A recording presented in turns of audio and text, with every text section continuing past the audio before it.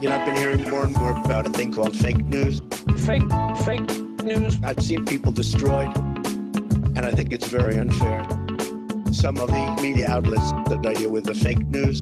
Fake news. I think it's a disgrace, an absolute disgrace, but I don't think they care. Well, first of all, one of the reasons I'm here today is to tell you the whole Russian thing, that's a ruse. It's a ruse. I own nothing in Russia. I don't have any deals in Russia. Russia is fake news. I can see many, many untruthful things. The press has become so dishonest. The public doesn't believe you people anymore. You have a lower approval rate than Congress. You know, I've been hearing more and more about a thing called fake news.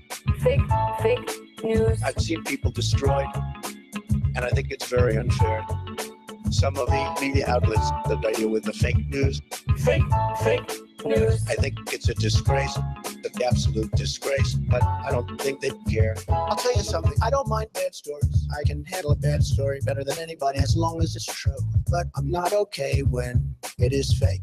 It's all fake news. I mean, it's story after story after story. We're not gonna let it happen again. The public gets, when I go to rallies, they want to throw their record to CNN. Here's the thing, I want to see an honest press. I want to see an honest press. I want to see an honest press. It's so important to see an honest press. I want to see an honest press. I want to see an honest press. But our nation's reporters will not tell you the truth. So I'll go over just some of them. MSNBC. You are fake news. The New York Times. You are fake news. CBS. NBC. ABC. BBC. LA Times. You are fake news. The Washington Post. You are fake news. CNN. Very fake news. Politico. AP. HuffPo. BuzzFeed. Failing pile of garbage. And I've been hearing more and more about a thing called fake news. Fake news. I've seen people destroyed, and I think it's very unfair. Some of the media outlets that deal with the fake news. Fake news. I think it's a disgrace, an absolute disgrace, but I don't think they care.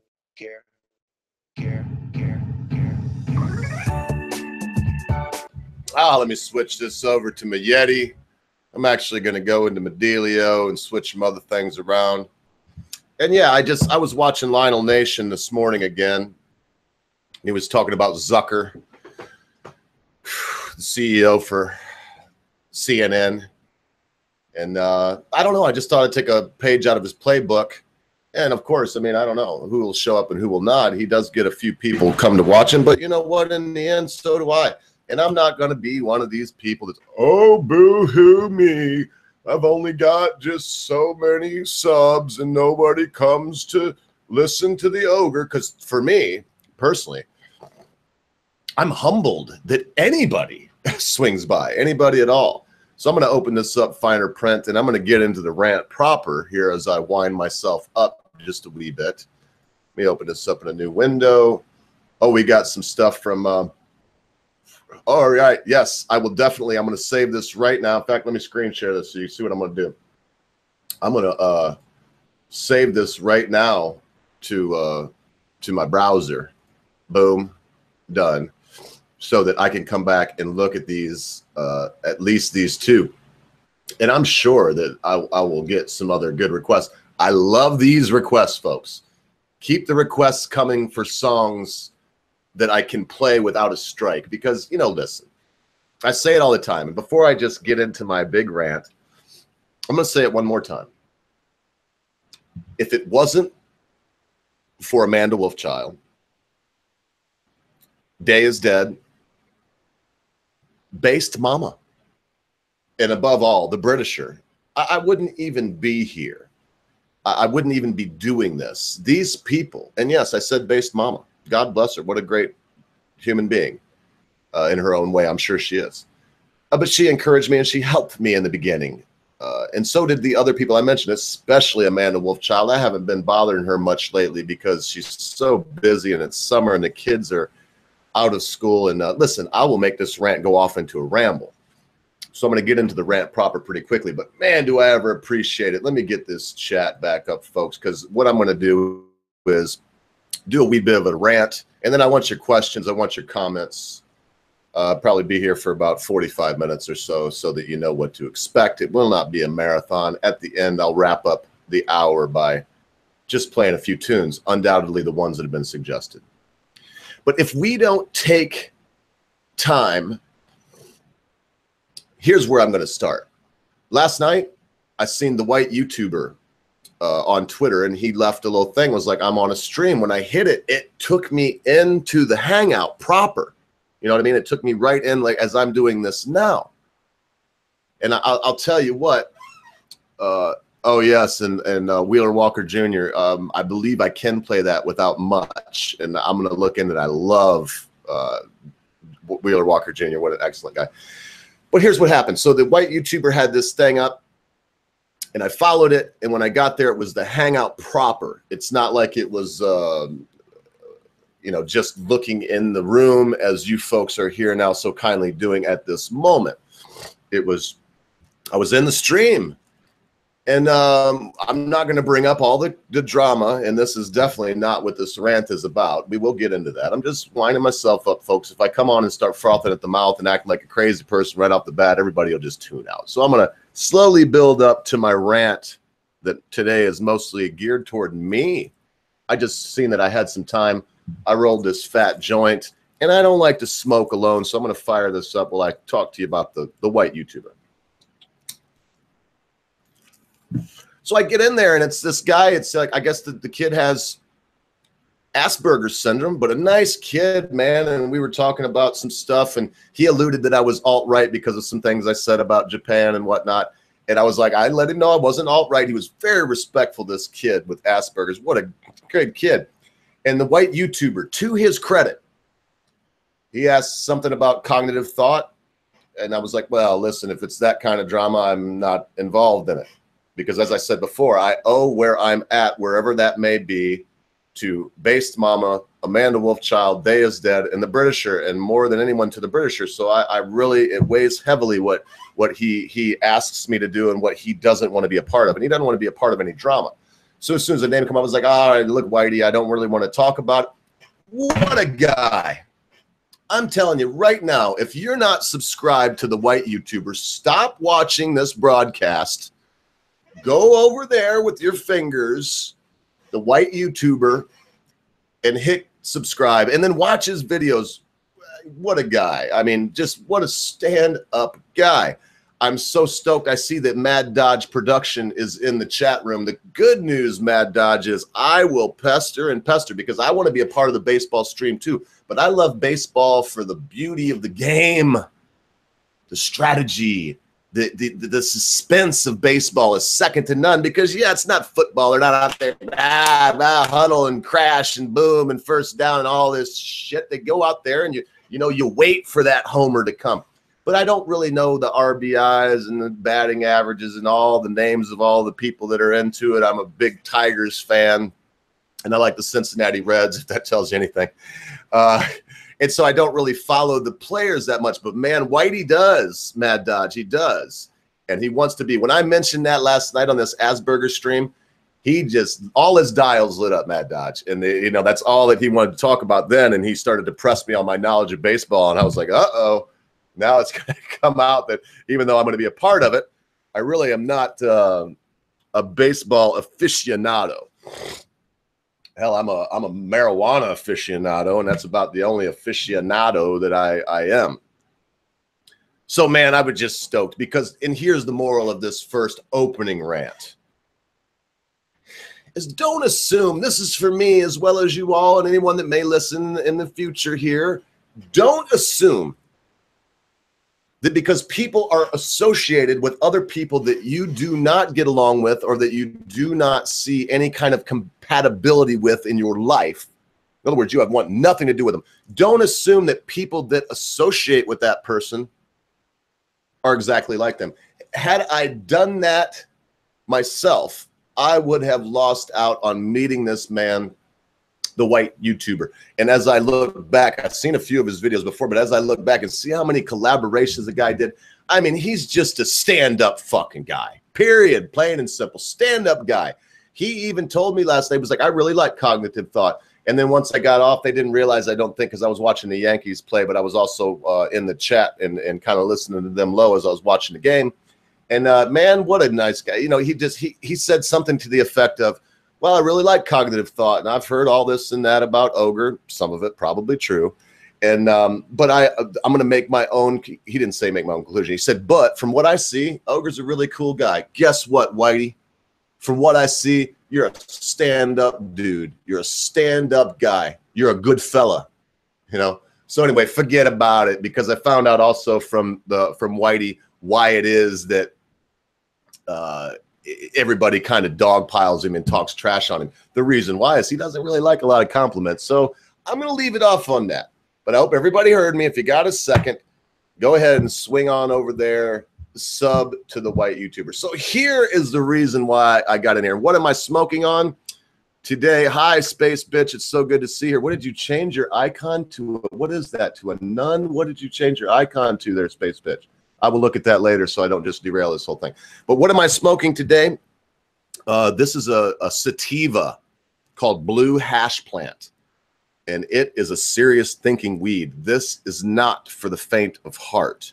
If you're not used to smoking the thinking weed, this would not be where I would suggest you start. My business partner calls this the clamper, because once you start smoking it, it feels like your lungs are getting clamped, and some people say they feel like they're dying. Oh, I see now, space bitch. It's Alex Jones with a tinfoil hat. And here's, man, look, I'm not going to go on because I already kissed Whitey's ass, and I don't want to lose him as an acquaintance when I just met him by complimenting him too much. And I'm not going to compliment you too much, space bitch. I'll just say it's women like you that we need. Women that are out there in the business world doing their business thing, but ain't cry baby. And I'm a woman, and I got to break a glass ceiling. As far as I know, you're just out there doing your thing, making the Benjamins, stacking the fat stacks. And I really appreciate that. So here we go, as I promised. Oh, Ogre's got to be such a pussy. Got to be the guy that runs around. Oh, Britisher, all this fake news. What am I going to do, Britisher? What am I going to do? I can't understand it. Where am I going to get my news? Oh, if I can't trust Don Lemon, I mean, good gracious, where will I turn to? If I can't trust Von Fuckstick, you know, where can I turn to? Oh, Wolf Blitzer won't tell me what to think anymore. I'll tell you, folks. I've been thinking about it all night long. And I'll tell you what. We need to look to ourselves. I need to look to myself to find the answer to these questions of what's going on in the world. Some points were made to me yesterday about Drudge. I really like Drudge, and I go up, but I can't just go to Drudge and Breitbart. I can't just go to the Daily Caller. I can't do it. It would be no better than only going to Salon and to BuzzFeed. It's incumbent upon me to not let the fact that the news organizations are a joke. They're a jolly joke perpetrated by clowns, predicated on nonsense, perpetuated by ratings, driven by the masters of manipulation. So what? If I spend too much time thinking about that, oh, all the news is fake, who can I? Well, then I'm not looking out there and trying to find an alternative source. And no, it's not only InfoWars.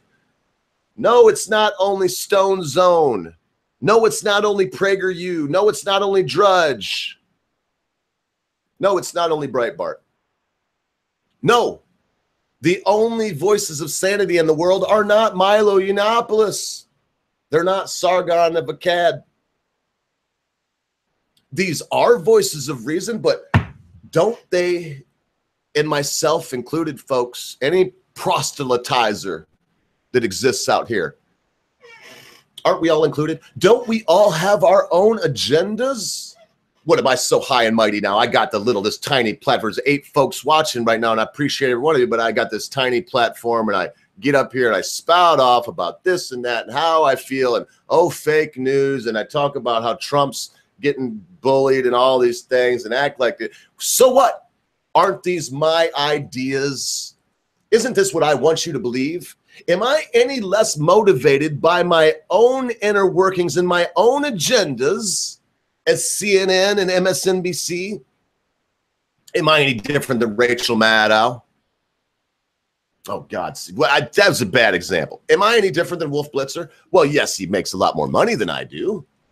But what do? We basically sit up here, get on our little 21-inch screen, and howl about whatever we feel is necessary. Yeah, the Jews, maybe they run some shit of finer print, but we run shit because we're good at business. And I'm not going to stick on that too long. I would say that the Jew narrative is part of this overarching, don't believe anything because it's all bullshit. Listen. Watch CNN. I disagree with you on that, Lionel. All respect. My hat's off to you, mate. But watch CNN. Don't boycott them. Watch MSNBC. If you're a lefty, if you like the left side and left view of life, watch Fox News. Go read Breitbart. Do yourself a favor. Get out of an echo chamber. If anyone in here can honestly examine their life of the last recent days and say they've been living in an echo chamber, get out. Go stretch your legs.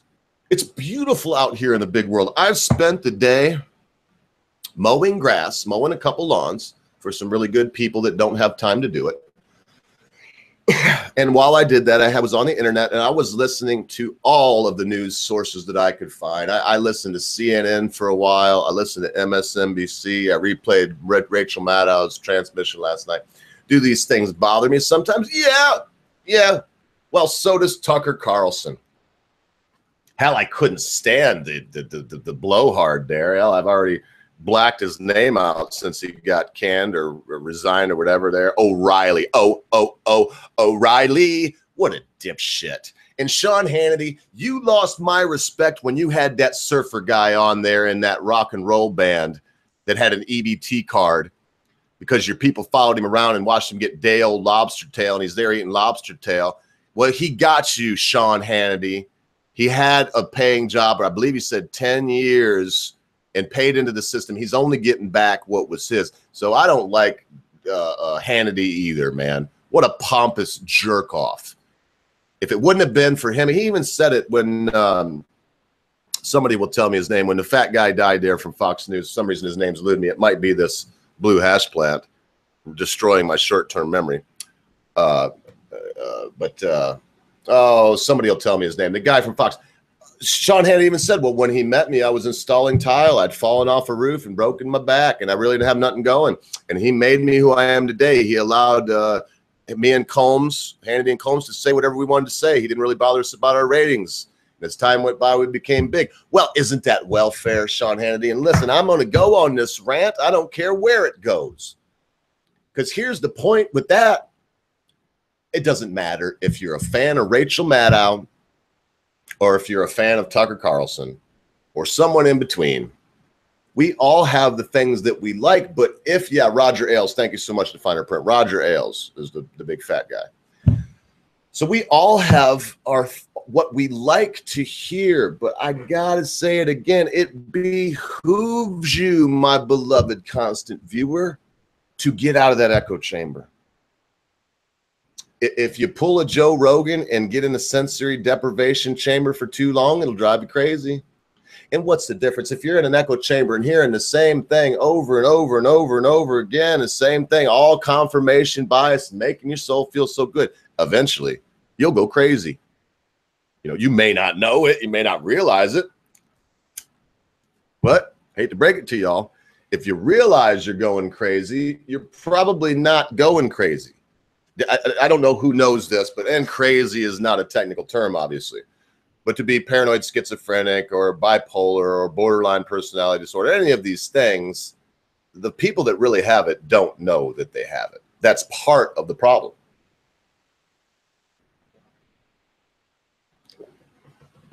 If you're paranoid schizophrenic, what makes it worst of all is no one else can see Elvis sitting there beside you. Go watch A Beautiful Mind. What a great flick. Also, that gentleman died in a car accident not too long ago. But go watch that. You'll see. He didn't know. In the end, he started to realize that he was seeing things. And so he would ask people, is that person there? And these illusions lost their power. If we get out of our echo chamber, if we look at people around us and say, hey, listen, I heard Wolf Blitzer say thus and such, and I heard Von Jones say so-and-so, and I heard Don Lemon spouting off about this, and I heard Rachel Maddow, and she said this, or I heard Tucker Carlson or Sean Hannity, blah, blah, blah, blah, blah, say this. Is that real? Is that there? Listen. If they say, no, that's not real, that's not there, maybe that's one person. But if 3 or 4 people are telling you, no, maybe you need to look at it from a different angle, you need to look at it from a different angle. If you don't, if I don't, I'm no better than that paranoid schizophrenic. If I don't look at the British, you're saying, really, Mr. Ogre, Trump is not playing 4D chess, sir. He's a buffoon. The years will pass and history will bear out that he's a moron. Well, you know, Mr. Britisher, I don't know if I think he's a moron, but I do have to admit that the 4D chess thing is starting to look a little bit beyond what it really is. And man, I'm going to take a break in this rant to say thank you so much, Me Too. It does appear that Dank's Fund has reached his target goal. He has 12,000 pounds, folks, to buy a real lawyer, man. And I tell you, I give him 50 quid. The Britisher donated 25 quid. I'm not even sure he wants me to say that. I said it anyway. Neither one of us are rich men. Well, he lives in a castle and whatnot, but I wouldn't call him rich. It's a lot of upkeep in that castle and the moat and all this. The upkeep on that is staggering. So I don't think he's got a lot of disposable income. So I will say this, even though it's at its target, now I'm back on the rant. I'll swing on by, take the Britisher's example, and you know, throw him a few quid, man. Give him 20 quid. You know, a dollar's fine too. If that's all you got is a bob, you know, you got 50 cents, a couple bits, whatever.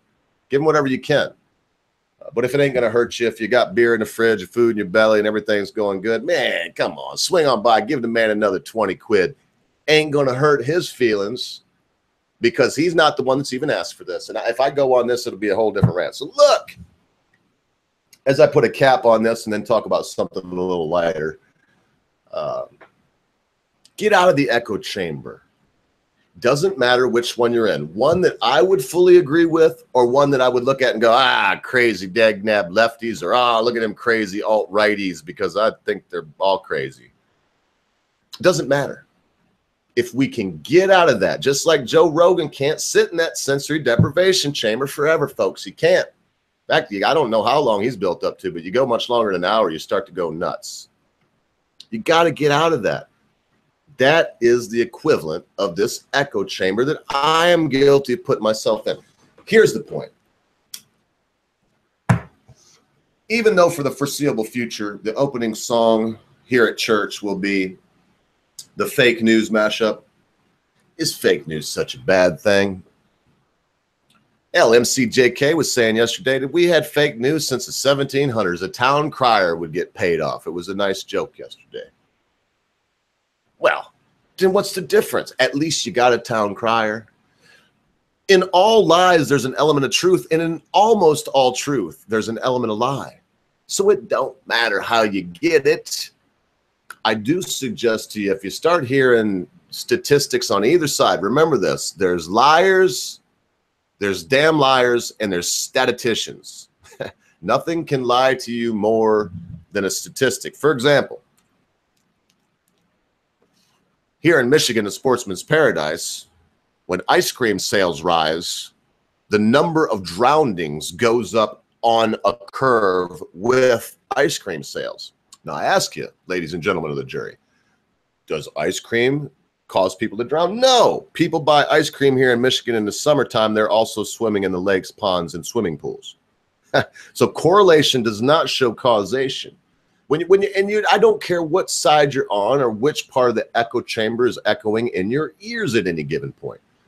What you must do, what one must do, what I must do is when they start presenting things as their facts, to look at those things and see if indeed they are facts or if it's a statistician pulling a crafty joke. There's only one way to find that out, folks. Because remember, that's how I started out.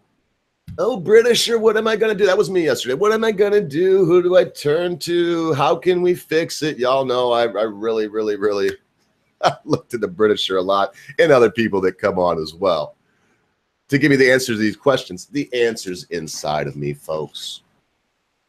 The answers inside of you, every one of you here, me too, the Finer Print, Space Bitch, everyone here, Mad Dodge Productions, everyone that will be listening to it later.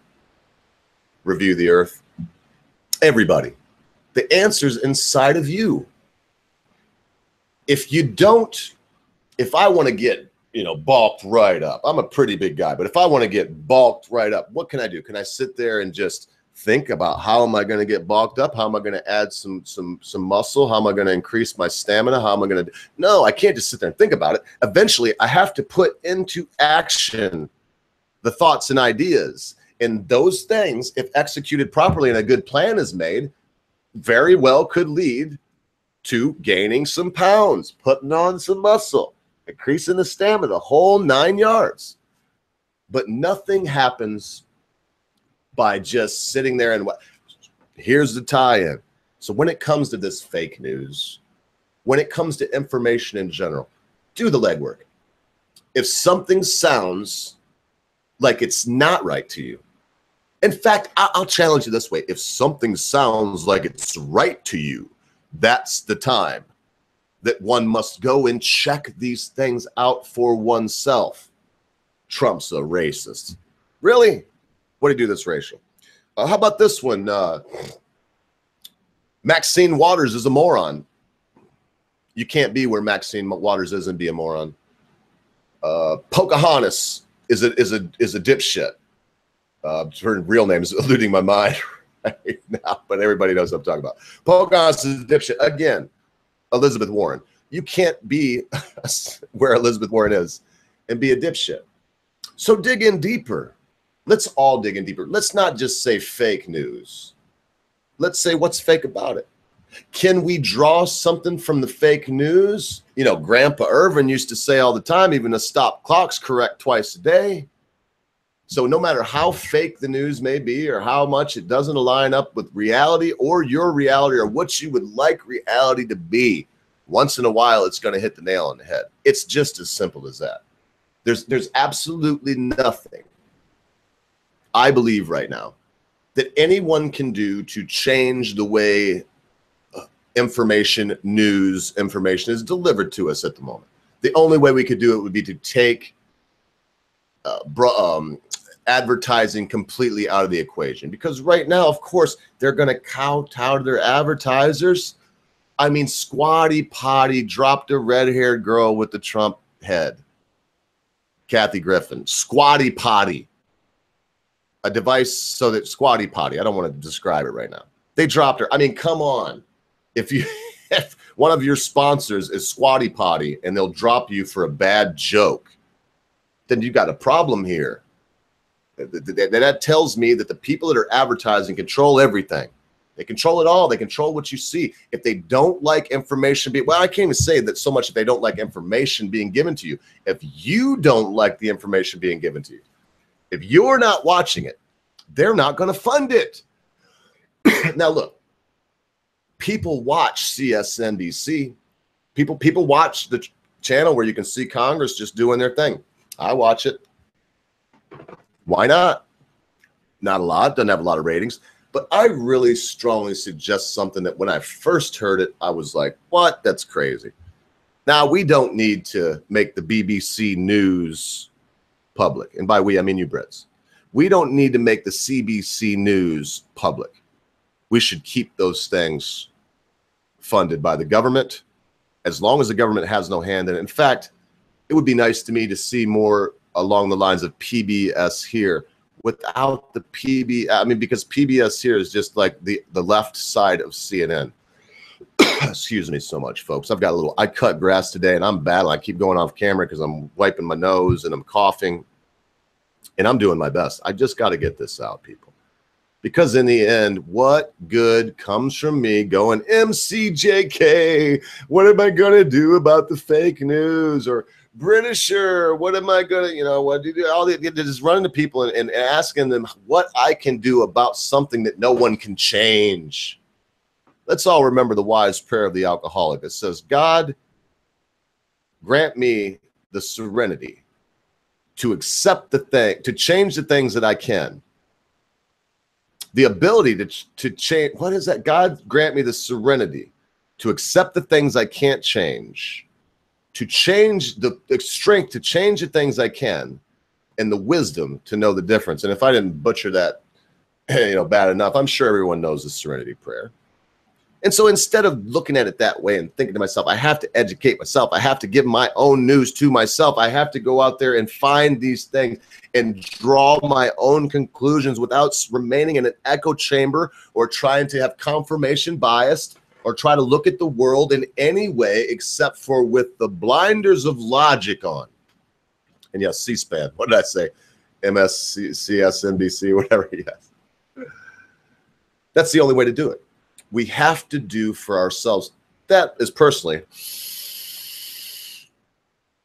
why I don't think much of state-funded welfare. I do believe there should be welfare there, folks.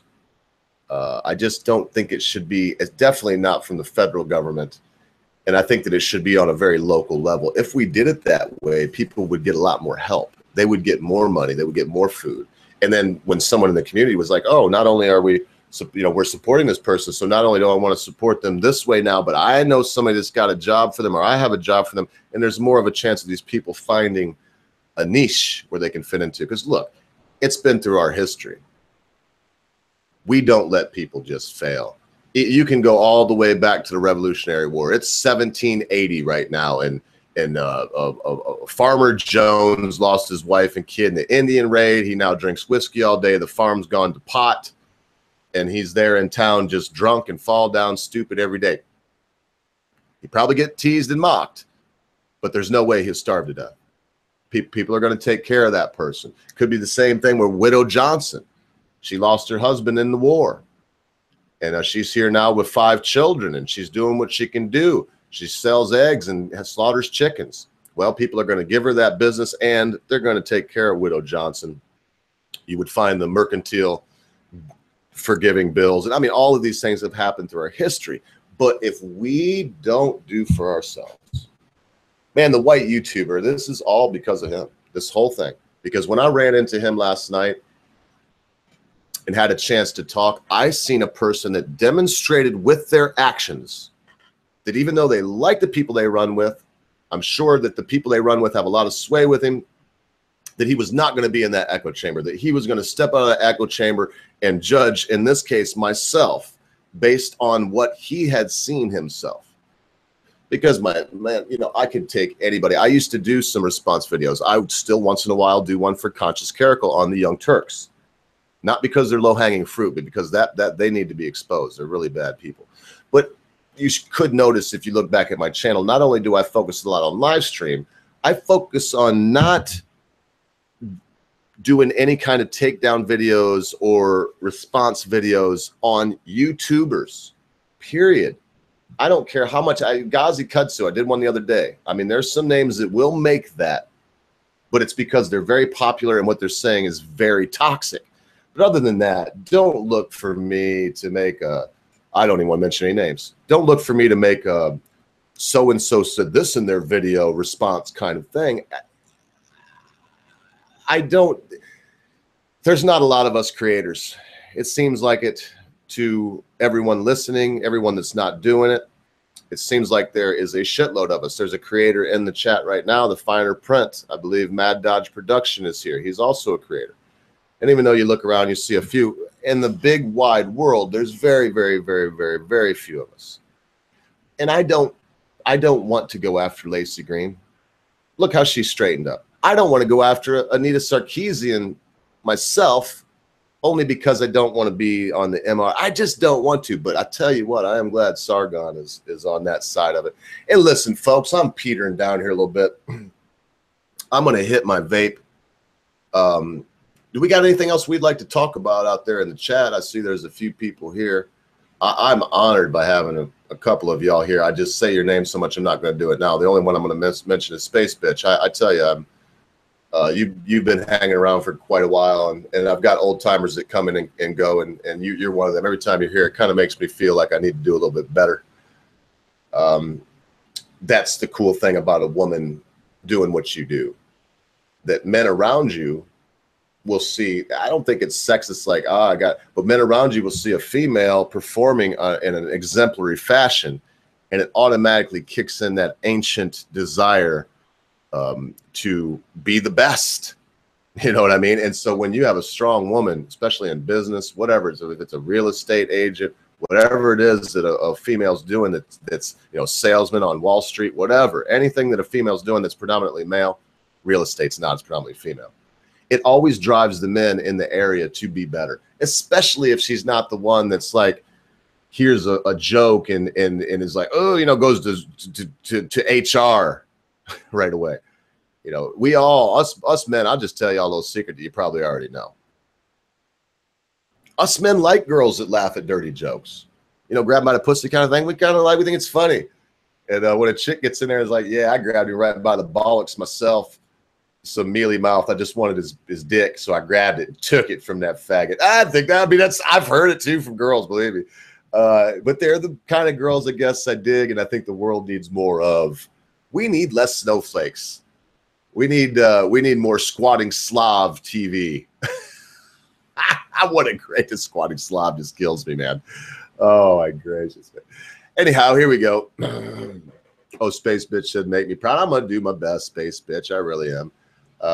Probably gonna play a song or two here in a minute, and because I beat the whole idea of not being in a echo chamber into the ground. I do believe, like a tent peg.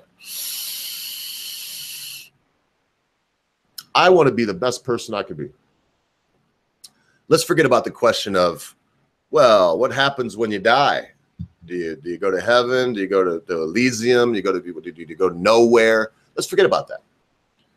Let's not assume there's nothing either, or assume there's something. Let's just forget about that. Shouldn't all of us human beings strive while we can strive? While we're yet breathing, shouldn't every one of us human beings aspire to attain that lofty goal? To grasp the brass ring, if you will. Shouldn't every one of us try to leave our mark? Whether or not you have children, whether or not whatever you have in your life, because people say, I want to leave something for my children. That's why it popped in my head, but shouldn't. You single woman, you single man, you human being with a significant other, but not married and maybe no kids. You ogre who has a wife of 23 years but never had children. Shouldn't we still aspire to the heights? How do any one of us know when our aspirations will come to an end? And for me, no, I'm not just talking about death. We know that we're going to go in, because the ogre's preaching a sermon here, we're going to go into the idea that we never know when our day of reckoning comes and it all comes to an end. But man, for me, I don't know about you all, and I'm not going to go total dark, Tigerson, now that you're here. But I'm going to say this. For me, it's not the idea of death that bothers me, folks. It's the idea of something happening to my frontal lobes, my higher reasoning power, that the very soul of me would be gone, yet the husk would remain. Brain dead, vegetable, you see. That's what I would think would be utter hell.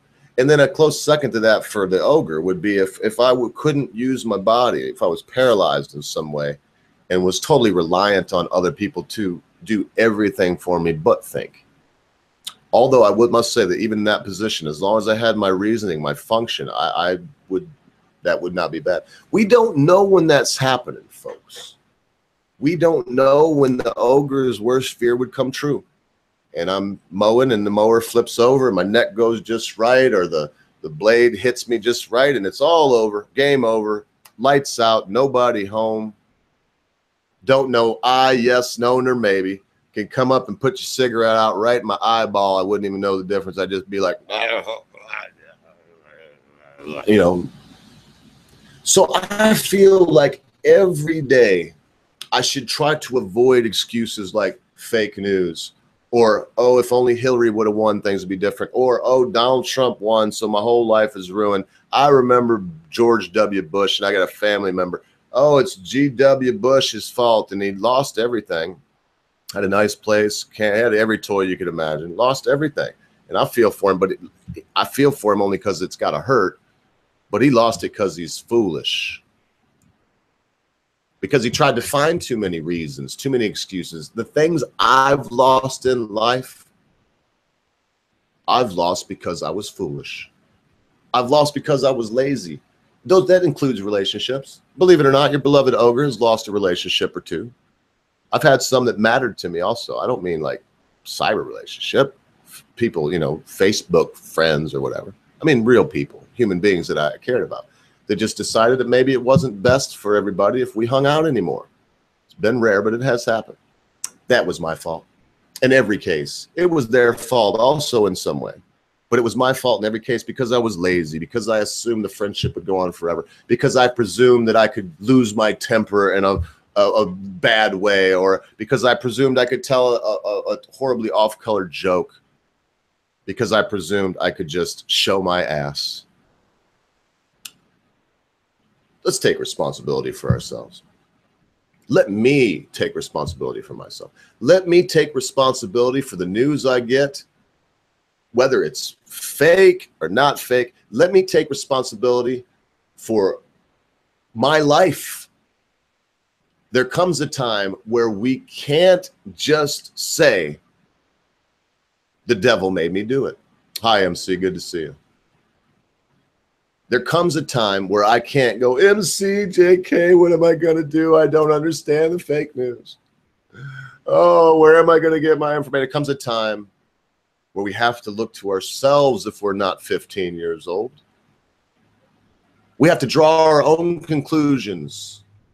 We have to, don't get me wrong, I'm not saying put on your big boy or big girl pants. I'm not saying that. We all need support. We need love. We need nurturing. It's Maslow's hierarchy. We all need these things. But when it comes to formulating what you think of the world in general, what conspiracies you buy into, if you will, we are all responsible for that 100%. So I honestly believe if we take responsibility for all the things, the big things, the little things, it'll make it easier to take responsibility for where we get our news.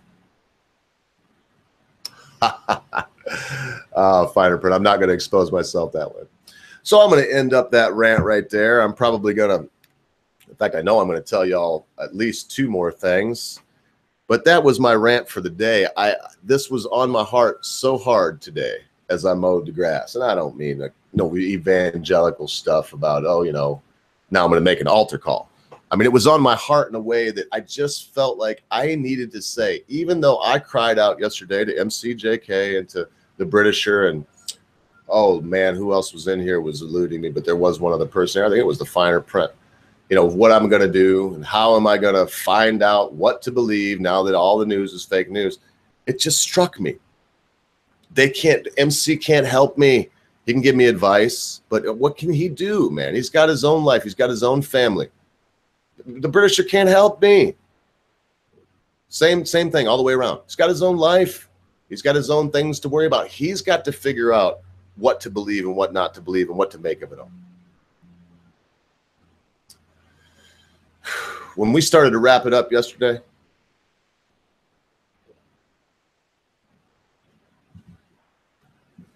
and we started getting into the sitcoms that couldn't be made, that was the final chemical in the catalyst of what has been on my mind today. The idea of getting out of echo chambers. The idea of taking responsibility for even how we view the world on our own shoulders. And we were talking about how you couldn't make Good Times anymore. You couldn't make the Jeffersons. Heck, you couldn't make, and Murphy Brown was part of the problem, I remember MC saying. It struck me that even when it comes to that, even when it comes to there seems to be some strange agenda to pull people's hearts and minds in one way, I still need to take responsibility. I need to take time to make sure that the ones in my family with children that are young that I have influence on hear what I do believe is the truth. You have to raise your kids. You have to take time and put work into them. You have to be the authority figures, mom and dad. You can't have, I have a wonderful friend. I'm not going to say who it is, but it's like, oh, you know, my daughter is more like a sister to me, and she has been my whole life. I had her when I was 16, and now she's a heroin addict and is dying in meth and heroin. Both. Meth and heroin. And oh, she's died. Maybe, just maybe, folks, please don't throw any sticks at me. Maybe it's because she was more like a sister to her daughter. Maybe because there's nobody in the house as a father figure to also not be like a brother to the daughter. Maybe if these people would have taken on some personal responsibility and realized, even though I love my daughter very, very, very much, I have to do certain things. I can't be the sister to my daughter. I can't be the brother to my son. I have to be the one that kisses the wound when the scrape comes on in. When you kiss it, put the Band-Aid on it, yes. But when the hand reaches out to touch the skillet, you have to be the hand that slaps, the hand that slaps, the mouth that instructs is the beloved parent that nurtures a new generation. What's happening nowadays, MCJK? What's happening nowadays, RPR? Oh, it's, oh, little Johnny could never do wrong. Little Johnny was influenced, and oh, that teacher, little Johnny got a C, and it's the teacher's fault. They don't, and little Betty, oh, you know, she's not very great. It's the teacher could have done better, or their coach on soccer. That's why little Betty's not on the first string, because the coach just don't like her. Because they want to be friends with their progeny. My gracious, I've been in business for years. I employ people often. I had an employee yesterday here for a good 7 hours in the day. These people, I like them very much. Don't get me wrong. But there's no buddy with the employees. It is an employee-employer relationship. Whereas I care about what happens to them, and I'd like to think they care about what happens to me. We don't get into that. Because I am not their friend. They are not my friend. It's an exchange. They are here to work. I am here to pay them for said work. Our children that come into our lives, the ones by birth or the ones by provenance, are not your friends, folks. And I hate to go to it takes a village, because I don't believe in that sentiment, okay? But man, when I was young, here's how it'd go. I'd be at Mrs. Emler's, you know. This happened one day. Mrs. Emler caught little Ogre throwing an egg at a car on Belsey Road, hit it too. And I'm trying to, I didn't know anybody was there. I'm turning around to now split and go the back way down Nelson Court to the Casa. Snatched me up by the toe hair of my head. Man, I had long blonde hair most of my youth. She snatched me right up by the hair of my head. Beat me with a willow switch. A big willow tree in her yard. Swapped me all over. I looked at worms on my back from it. And then drugged me by the hair of the head, the 1/8 of a mile down our street to my house. And it wasn't no wait till your dad gets home. Mama whopped me with her wooden sandal. And when dad got home, I got the belt. And to my recollection, I never threw another egg at another car on Belsey Road again. Because the people that loved me did not try to treat me like I was their friend. Was I Mrs. Emler's friend? Absolutely. I used to take that old lady breakfast once in a while on Saturday mornings. My mom would make me pancakes, and it was my idea too. I'll never forget. A couple ladies. I loved old ladies. I always loved ladies, even when I was a kid. And that would be weird. I loved them and wanted to be there for them, and they had some of the greatest stories. So I mean, so even though there was that relationship, and I do believe we were friends, it didn't mean that she wouldn't say, that was little Ogre that threw that egg. But as she walloped me across the back a good 10, 15 licks with that willow branch, I don't remember her saying, well, if only your teacher would have been better to you. She just gave it to me because I had to come. Now, listen, folks, I know times are changing. I'm not sure how I feel about corporal punishment. Go watch Stefan Molyneux and spanking. He's got stuff on spanking. I'm not sure how I feel about that. I raised a young boy, and there were at least 3 or 4 times where I used corporal punishment. But one time we were playing around on a trail. He was about 13, very big, strong boy. And as we were like jostling each other and we were hauling butt on mountain bikes, he intentionally made me wreck, man. I hit the ground with both hands out. I've got a boxer's fracture on this hand, and it broke it again. I mean, it broke my wrist. And, you know, I got up. I was in a lot of pain, and I was trying to – and when he came up to me, I was like, you son of a bitch. And I just put my right foot behind his right foot and like that. And he went, boom, back first on the ground, knocked the wind out of him. I actually was like, get up, son, because he was, you know, trying to breathe and he couldn't catch his breath. No, I didn't feel bad about that. That's the biggest one that comes to memory. I want to say that at least 1 or 2 other times I did use corporal punishment. In other words, something physical happened because of the results of his actions. In every case, he had hurt me. In every case, he had done something that was, and this is a big, strong kid. I mean, believe me, I don't buy into beating children. If the boy was here, he'd tell you these things he had coming. So, boo, man, that got me off because it's a testy topic. I will say this: if RPR or MCJK or one of these other folks that show up pretty often that I know have children, if they were telling me that they use corporal punishment on their child, oh man, come on, folks. But I know these people, and look, it's all a but I know, and it's because it's such an excuse. It's so strange. I don't want to tell you spare the rod and spoil the child, okay? But spare the rod and spoil the child. The rod may be grounding little Johnny to the bedroom for a week, to the bedroom.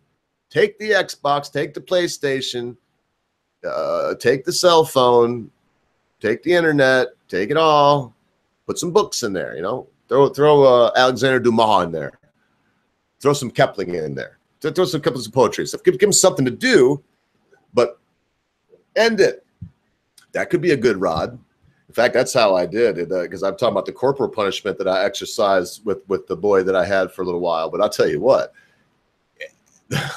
when he really messed up, he would have rathered corporal punishment. I haven't asked him, but I will, and I'll get back to y'all. There was one time where there was a stump in our backyard in Florida, a sandy backyard, and all you could see was the top of the stump. It was more than flush with the ground, maybe a little below, but it was there, about this big around. It was live oak, hard as rock too. So I told him one day, I was like, boy, if I got to tell you to do your homework again, I homeschooled him, and it ain't done on time. After I've made this lesson plan, done this stuff, there's going to be an axe in that stump. And when you see an axe sticking out of that stump, I want your stump out of my yard. He didn't do his homework, put the axe in the stump, man. I'm in Florida. It's about 98 degrees out now, mind you. Put the axe in the stump. I come, you know, he starts to get the shovel out because you got to dig around and get down to the roots. Man, about an hour later, he come in and he said, hey, old man. That's what he always called me, old man. It's like, hey, old man. I'm not sure I can get to the bottom. I was like, man, get back out there, boy. You're being lazy. That's the first thing I said. You're being lazy. Get out there. Ooh, about an hour later, he come in. He looked like he was on the Bataan Death March, just pouring sweating bullets coming out of his face. He was sun beat. He's got red hair, man. That sun was killing him. And you got to wear a shirt. He couldn't be exposed out there in the Central Florida sunshine. So it was hot. He was like, please, old man, I know you're going to try to tell me, but would you please come look? That boy dug about 4 foot away from the stump, all the way around in a circle. And he was 6 foot, maybe 6'2" at this point, all the way down to where his head was below the soil, at least 6 foot 2 inches down. And there weren't no roots yet. I mean, Florida's funny how the sand shifted. I don't know how long that stuff had been. So the point being, he would have rather me belted his ass for not doing his homework than that. The worst thing to John Boy was when I'd be like, okay, boy, it's waiting for you in your bedroom. And on his bed, I would have a book. I've got a really great book that's American literature book, about probably 40 years old, a college American literature book. And it's got all kinds of good stuff in there. I believe even excerpts from The Invisible Man. It's got all kinds of good stuff in there. And then it's got questions at the end of each excerpt of a story, in some cases, full stories. And I would pick 5 or 6 of them. In other words, that would be equivalent to 5 or 6 weeks of a college person's American literature class. And I would have a little note there that said, John Boy, this ought to take you 3 or 4 days, but you are not to leave your room, but to use the bathroom or attend supper at the dining room table until this work is done. So there you go, man. I'm not going to keep on and on and on, because if I do, y'all will think I'm evil. I'll tell you this much. Me and this same boy, we went to Wekiva Springs, Rock Springs, Alexander Springs, Blue Springs, Ponce de Leon Springs. We went to the springs almost every day. And when we didn't go to the springs, we go to the ocean. If we didn't go to either, it's because he was in his bedroom doing American literature, because he was a fucking moron. Look, if I'm a moron, I go to prison, right? If I go do something really stupid, you know, I just decide to go out buck wild, you know, man, do something really dumb downtown, I'm in trouble. I'm in jail. Why would we raise children up to feel like this could never happen to them? We're setting them up to end up in prison. Oh my goodness. Oh, hey Mole, how you doing, brother? It was really good to be on that stream with you the other day, man. It was awesome, as a matter of fact. I met it through you. Good to have you here. I don't recognize your name, but I'm so glad to have you here. Ober of Acorns, very good to see you here, sir. I'm probably not quite winding down, but I will tell y'all something. I've been going for a little over an hour. So I'm going to play a song for you. And while I do that, I'm going to get up and answer the call of nature, as it were. And when I come back, I want to know what you think about the tune that I decided to play. I mean, if it sucked, let me know, because these are songs that I'm going to be going through, and I'm still looking at the ones that was sent to me. I mean, I got some from Review the Earth through Mad Dodge Production, I believe, or the finer print, and so I'll be going through them. So let me play this, because I'm now weaseling back and forth, because I've been here for a minute, man. I'm telling you, I got to go. You know, nature's calling. So this is Golly Music.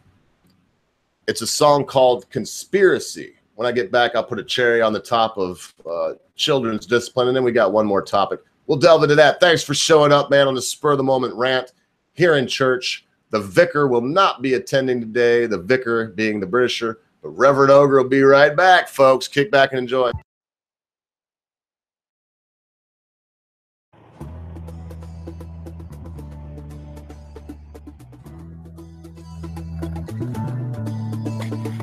Politicians doing great, just be patient, have faith. Global warming so real, to the top gasoline.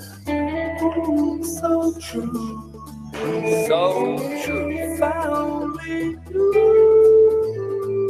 Many fingers pointing at me, yelling just conspiracy. Man, I'm just out of box, still sound of Stevie Fox. At the end I wanna say, we just need to sit and pray. You feel like a rocky, true, don't be no monkey. It's not logical, oceans on the ball. Staring like a moon in my aging balloon overseas. Magical gravity, welcome to the hood. Reality of Hollywood, welcome to the hood. Reality of Hollywood.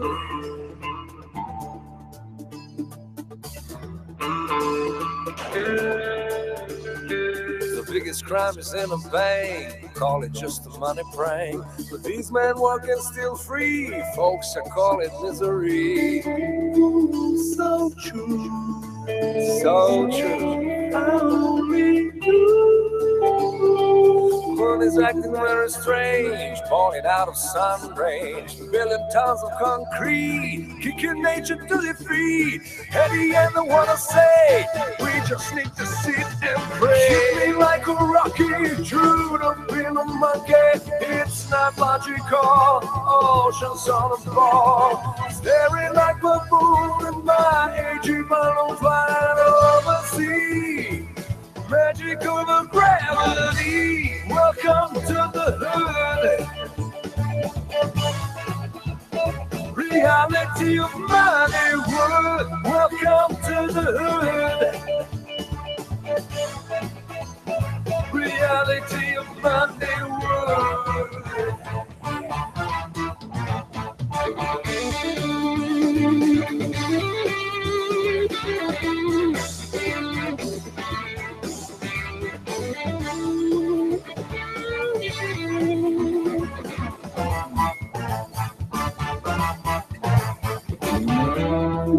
So true, yeah.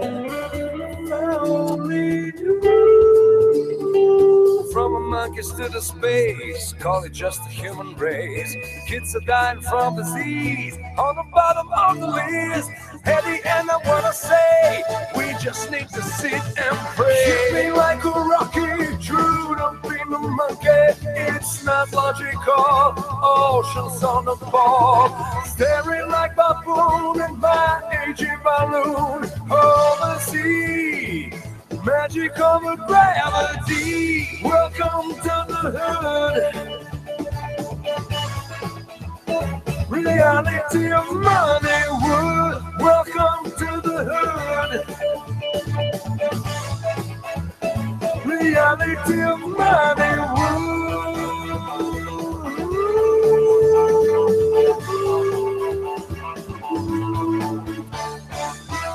Welcome to the hood. Welcome to the hood. Reality of Hollywood. I hope you get what you need. Yeah. Well, I personally love that golly music. Let me know what y'all think about it. I hope one day that I can get Golly to collaborate with myself and RPR, who we're the two that are. And I haven't looked RPR when this broadcast is over today because it's technically my day off. I just had to get this rant, and I don't know. I just felt like doing it. I wanted to smoke a joint and see my friends. That's what I wanted to do. Well, I have friends. Is friends too much? Let me know if it is. What are we here? Acquaintances, cyber pals. What are we here? Could we call what's going on here friendship? I'm not sure. I know one thing. I do enjoy it. I do. Oh, the Gundam pilot. I just found out that. In fact, if RPR, if I can say what I found out about the Gundam pilot and yourself, let me know. If I can't, just say no, and I won't. But I did. I mean, it's just amazing to me. It's a small world we live in. You know, it's not this big place we think that it is.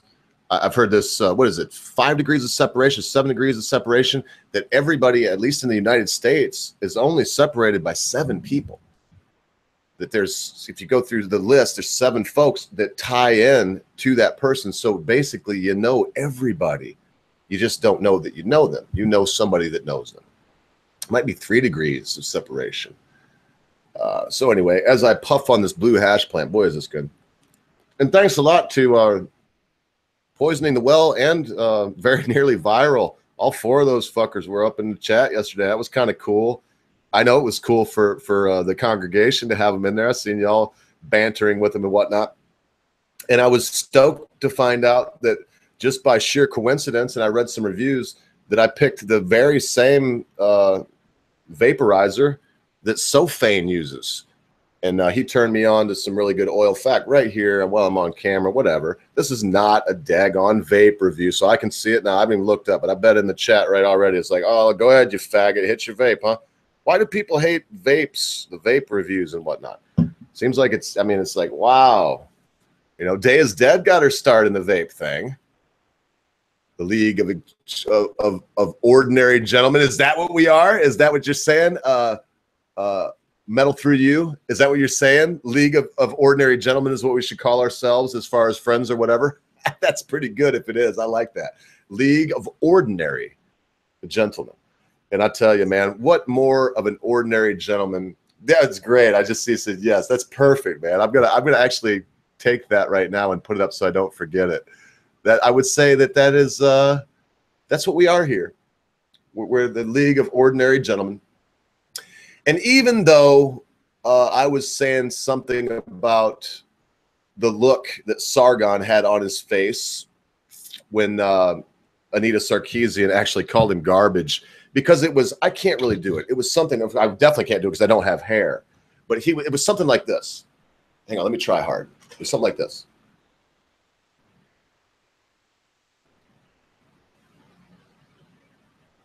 There you go.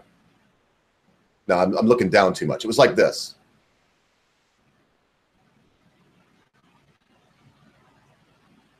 The eyes were smiling in such a way. He didn't antagonize her, because you see the pictures before in the video before, she actually called him a garbage human and said that he made his life and living from her and harassing her. You can see he's there. He's like kicked back at one point. He's got his legs crossed. He's just chilling. But as soon as she said that, you could see the Englishman come out, and my friend and a member of the League of Ordinary Gentlemen. You could see the Englishman come out, and it was written in his posture, how rigid and straight he was, by the jaunt of his chin, and by the smile and laugh in his eyes, folks. It was written there like a plane flying across the sky, and this is what it said in the smoke. I beat you, Anita Sarkeesian. You blinked. I win. And look, I almost made a video on this, but there's been so many of them made. Yeah, I'm going to try, hopefully prevail on the Britisher to pull his strings and whatnot. And I would love to have Sargon on in about a month when this is cooled down a little bit and we can grill him again on this whole saga. They tried to take his living from him, folks. Now, this is not a situation, and to answer you the finer print, no, having John Boy Reed, I got to say this before I move on, because I was looking at the chat as I came back. No, having John Boy Reed was not a punishment, but he did not like academia. At this point, this boy loads F-16 fighters. He's attached to a unit of F-16s that, in fact, he don't even load them anymore. He's in charge of making sure the boys do it right. He knows all the wires and I asked him one time, what do you do, John?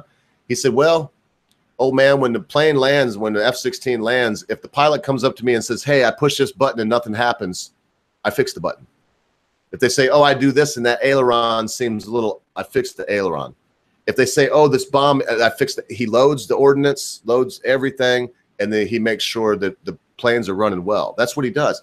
So now it wasn't what I tried to do is I wanted for the reaction to him doing something bad not only be negative.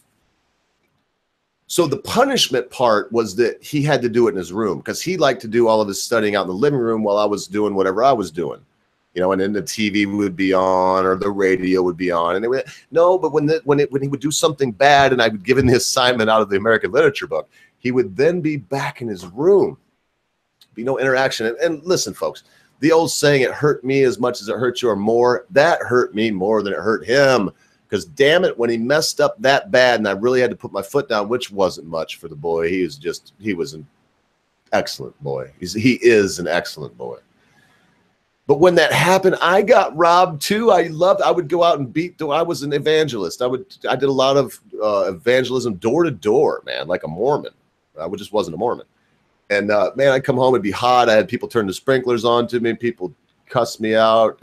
Some people be nice to me, but the rule was it wasn't usually very pleasant on my part. And then I wanted to get John Boy and go to the spring by about 1, 2 o'clock in the afternoon. I was done with my outreach, and it was time for me to have a little me time. So when those things happened, it hurt me too. But no, that was a long way around, because it was a good point that you made. No, reading is never a punishment. We should encourage our children to read. I'm reading a book now that's very important to me. I'm one of 3 people to read it. I can't go into much more detail. Excellent book.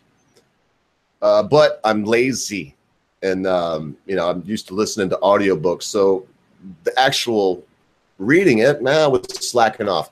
But I'm going to go ahead and get through that because the person that wrote it, they want me to. They want to know what I think. And my attention was drawn to the fact that, well, if you had a song that you had played, would you want someone to listen to that and then tell you what they thought of it? Or would you want to wait for a month? And no, that really, because I've said it before, even when I play a tune here, which I will probably do. In fact, I haven't done it for a while.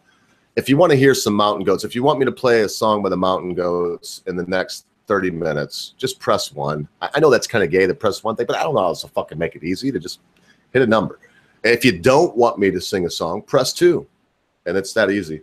If I get some 1s and y'all want me to, oh yeah, I'll end this with a tune. So here we go. Holy shit, answering the question about John Boy fully just threw me right off of what I was talking about. What the hell was I saying? What was the point? Oh, yes, Sargon of Akkad. So listen, folks, this is the problem I have. I mentioned Squatty Potty. I mean, come on. Don't break somebody's rice bowl, folks. Everybody know what I mean by that? Don't break somebody's rice bowl. If somebody does something you don't like, I mean, for goodness sake, just don't buy their product, I guess, but don't try to get them fired. And I mean to the extreme. Tucker Carlson was just covering this thing where this guy was saying, oh, it was great that the Republican congressman got shot, the majority whip and all this, and oh, it was great. And then the guy got fired. His aim should have been better. He got fired. No, man, come on. The guy, I highly doubt, folks, that professor was serious in any way. And then, yeah, MC, you know what? I'm not replying to anyone else outside of you, sir, right now on this. But yes, entertainers do break their own rice bowl sometimes. Please type this in at MC. Do you think, did Griffin break her own rice bowl? Or, I mean, should Squatty Potty still give her, you know, should they have backed out? Because how long, and I'm not going to lead no more than that. I mean, good gracious. There comes a time where I have to ask myself, would I want to be forgiven? Would I want to be able to continue on? And I respect MC. I see his answer is yes. She broke her own rice bowl. This should have happened. And I don't know. I don't have a lot on that. And I'm not going to go all the way back into that, because that makes me think of the Shakespeare in the Park and, you know, hey, man, they used Barack Obama. They used Bill Clinton. They did all this thing, and the Trump thing's not new. And then I hear my echo chamber saying, well, if this would have been Barack, well, they did it and had Barack. They did it. It's already done. You can go look it up. Shakespeare in the Park, Julius Caesar play, Barack Obama. Type that in and you'll see probably easily on YouTube. I found it on Google, but you'll see that they did that. It affected her entertainment value. I'm telling you, MC, I'll engage. I'm not going to be here long enough to drag you in right now. I wish I was, and you're probably at work. But man, I've got nothing. I've got nothing for that, because, like I said before, personal responsibility, MC. So what am I going to do? Am I going to negate everything I said for 40 minutes on a wild rant? No. If she thought that was funny, knowing that it was very pushing the envelope, shall we say, well, she's paying the tune now. She's paying the consequences of her actions. And I would say that's what we all have to do. We have to take responsibility. Very, very Blue, good to have you.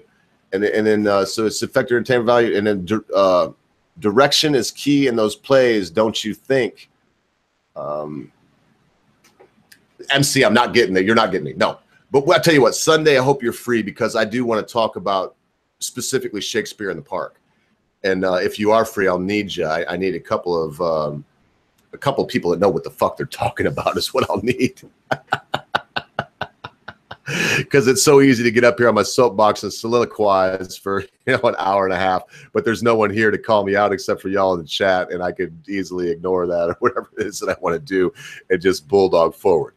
There's nothing like the old game debate where you have someone there that disagrees with you and you can put those ideas to the test. So here's the final thing I want to say. Oh man, this has been fun. I could go on for longer, but there was a challenge to me, and the challenge was, can you do this alone? Can you get on camera and speak to folks extemporaneously with just a few points on what you're going to talk about? And can you do that? Well, folks, with all due respect and with as humbly as I can say it, yes.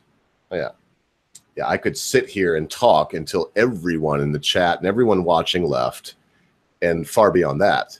In fact, I will go so far as to say that I only know 2 people online right now that could compete with me and very possibly outdo me in this way. One is MCJK, and the other, the grand champion MC, whether you and I like it or not.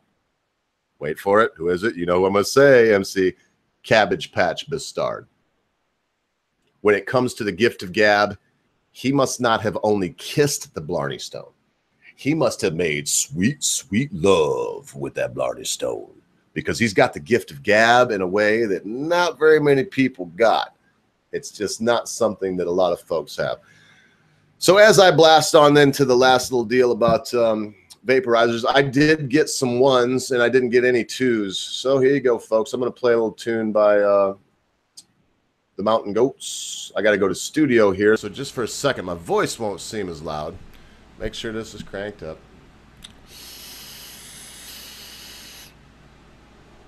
Well, and didn't you know it would be by the Mountain Goats? I doubt there's anybody out there in Cyberland that didn't know that I would, when asked, I would play a Mountain Goat song.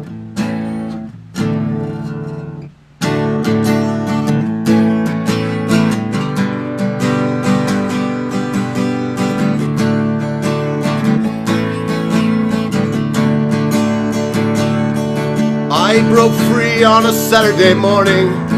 I put the pedal to the floor, headed north on Mills Avenue, and listened to the engine roar.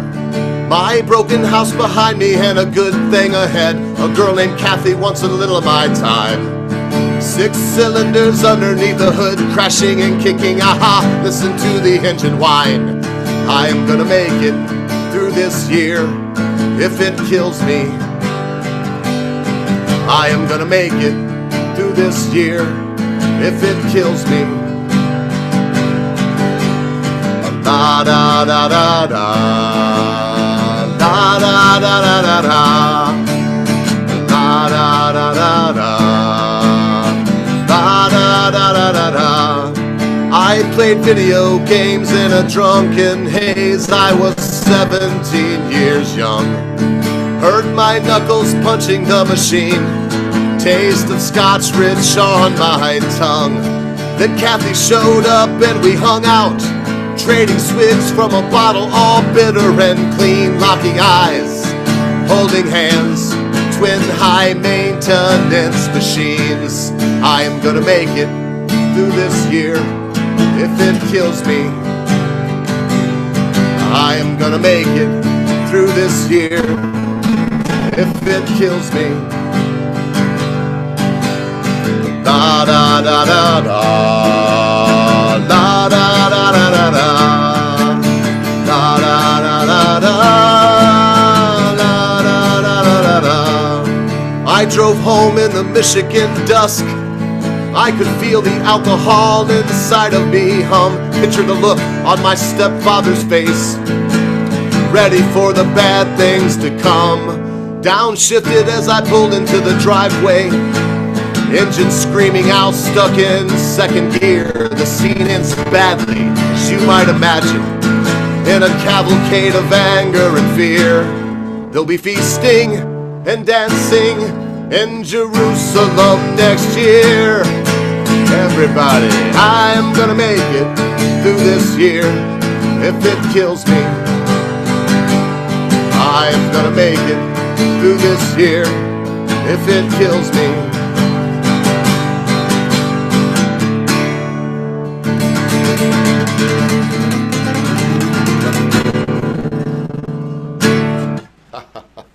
I do so love the mountain goats. I won't tell you why today because it'll take me another 40 minutes. So,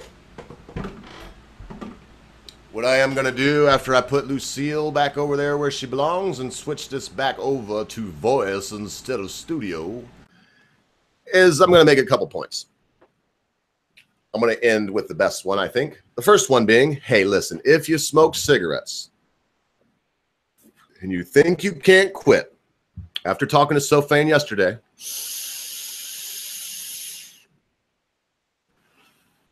I realized that the popcorn lung thing, come on, I looked into it. Industry-wide, there is none of that butter flavored stuff. This is drops in any of the juice that is produced right now. As far as we know, there is no, outside of addiction to nicotine, there is no ill effect with your vaporizer as far as COPD, lung cancer, throat cancer, mouth cancer, all the cancers, and COPD. If it wasn't for cigarettes, I've got to say this about cigarettes, okay? If it wasn't for cigarettes, I'd be $65,000, $70,000 poorer every year because my wife's a respiratory therapist. She gets 2 months off a year paid and gets paid well. And if it wasn't for cigarettes, there wouldn't be enough COPD. Maybe she would still have her job because she's been doing it for a while. And there are, there's always going to be white lung and black lung from coal and all, there's going to be some lung issues. And some people have COPD, so you still need someone there.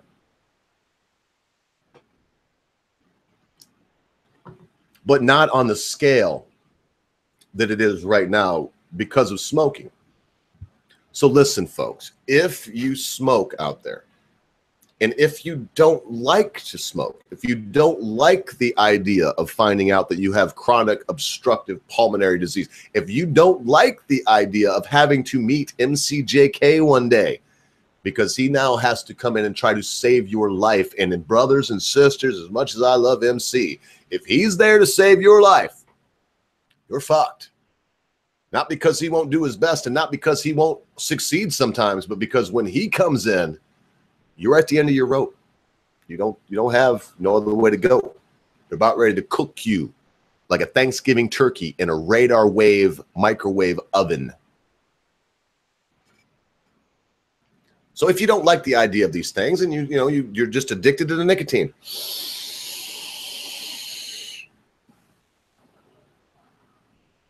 hell, you could be like me and be addicted to the nicotine and like to be able to go.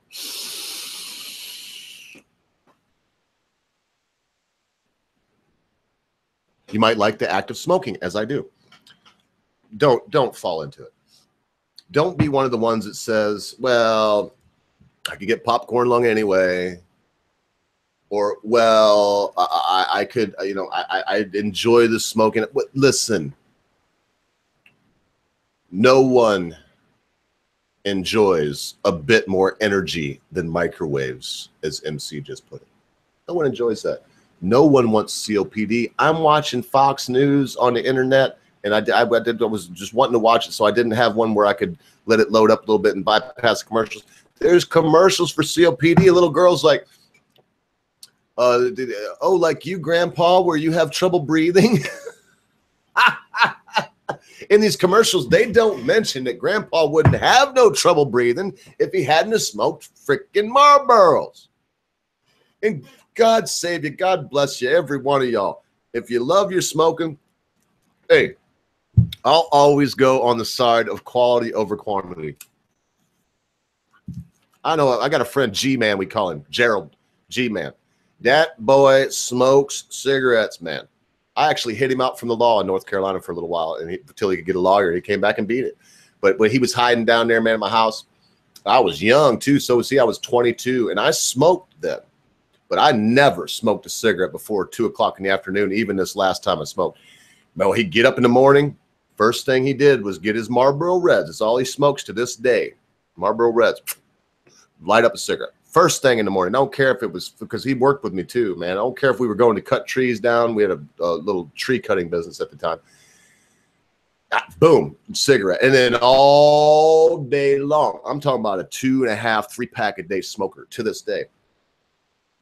For Gerald, and if you're like G-Man, hey, don't give up something you love. But if you're like me and you don't want, I want to meet MC, don't get me wrong, but I don't want him bringing that more energy to the fucking microwave with him when we meet. I would rather be able to meet and he have a nice glass of scotch and me have a nice glass of Adam's ale and talk about life. I don't want him to have to turn the machine on. And if you're in this same situation as I'm in, if you want to kick the nicotine habit, but you enjoy this, I'll do it again. I love it. You enjoy this.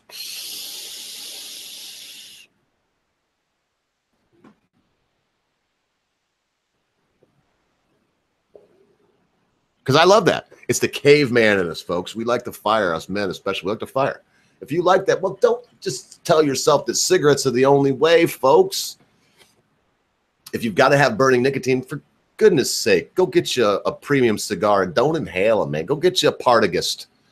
Or go get you a Sancho Panza Double Maduro. Go get an Onyx Reserve. You know, go enjoy a good cigar. You still get the nicotine from it and you can have that. But for goodness sake, folks, and I know this is my opinion, like assholes, they all stink like shit. We all got one. But for goodness sake, if you can help it and you smoke, get away from it. For anybody that watches in the future, too, this is for you.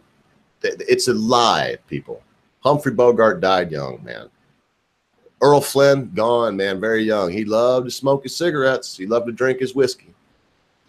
Enjoy everything, but in moderation. I have found personally, as I wrap this up, that moderation doesn't work when it comes to nicotine. And oh man, everybody's thinking right now, he said he's going to wrap it up, but he said that an hour ago. But yeah, I really got to go. I'm going to play a couple more tunes. I'm going to play a couple of these request tunes. We need to get you streaming gun. Yeah, man, I would love to get Gundam on here. And RPR, I tried a project. I always will when you're on. I got to have you on too, mate, because whether you like it or not, you got a great voice. That English accent always works out good. And you also have some really good ideas. So I don't think it's the easiest thing you've ever done in your life, RPR, and I really appreciate you doing it on this stream. But it's great to have you on. Man, if you could get you and your bro, and I did ask, I didn't say, I do think that RPR and the Gundam pilot may have known each other for a while. And that's so cool. RPR actually told me that he turned him on to this stream and this channel. And, you know, y'all don't know what that means to me. Because Harry Balzac, the finer print, if y'all don't tell other people that this is cool and that it's a place where folks can come and get information, well, the Britisher and I will never grow. And as I've said before, the Britisher and I, both, we have aspirations for this deal. We look forward to the day when Mondays, Wednesdays, and Fridays, the Vicar, Britisher, and Reverend Ogre will be here and we'll do our thing. You know, well, we do that now, but we want to do it on a grand scale. And I'll be honest with you, it doesn't matter to me the scale so much. Yes, we would like to reach more people, but I am very happy and very content with those of you that come. So look, to put an end on that rant, I think I'm giving you 4 rants today. We're wrapping up into the final one. If you smoke and you don't enjoy it, you want to quit, and you think there's no way that you can possibly quit, please, for goodness sake, go get you a vaporizer. It doesn't, that we know of at this point, it doesn't hurt you. And you still get your nicotine, you still get your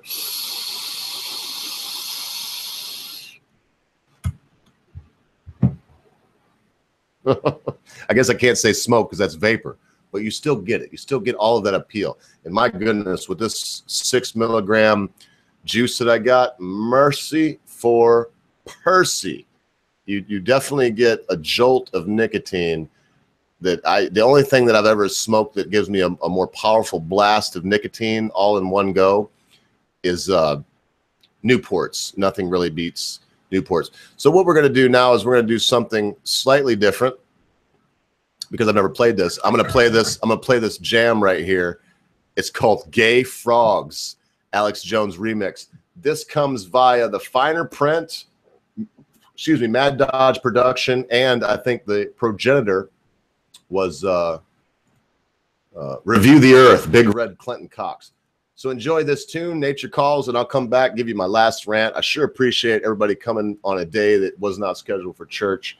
Y'all mean the world to me, and I'm not saying that as a a cliche, folks. Y'all mean the world to me, because this is important to me, no matter what I say. Having this small platform and doing this thing, it's something good for the Ogre. And I certainly hope it's good for y'all. I certainly hope that someone out there is getting something from it, whatever that may be. Encouragement, whatever it may be. So check out this tune. I'll be right back with the final rant of the day. I don't like them putting chemicals in the water that turn the friggin' frogs gay. Do you understand that? Turn the friggin' frogs gay.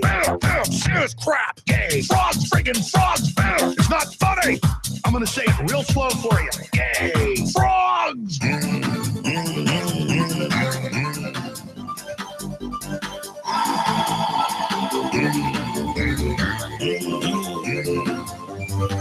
Won't you fight for your life? Gay. Frogs, friggin' frogs. I don't like the frogs. Gay. Friggin' frogs. Frogs. Friggin' frog crap. Won't you fight the frogs? It's not funny. I'm gonna say it real slow for you. Frogs. Place point. It's pretty good stuff. I got one more here that I'll end on once I'm done wrapping it up here. But so we talked about a lot of stuff. I'm going to go full circle as I wrap this up and say, look, folks, in the end, in the very end, I mean, the end of us, when it comes to your time and my time of dying, of ending, we only have ourselves to blame. And what I mean by that is, no, I don't want anyone to feel blame or to feel guilty when their time, their day of reckoning, their time of ending comes to them. But anything that may be there when you breathe your last, when you know this is the end, it's over. Whether you're 98 or 100 in your bed at home, or the car has flipped over and it's now on top of you, and you're looking at the sky and you realize, I'm over. We only have us. And Magog, yes, we can blame Magog, but we only have us. We're the last and final answer to all of life's mysteries. We are the apotheosis of our own lives.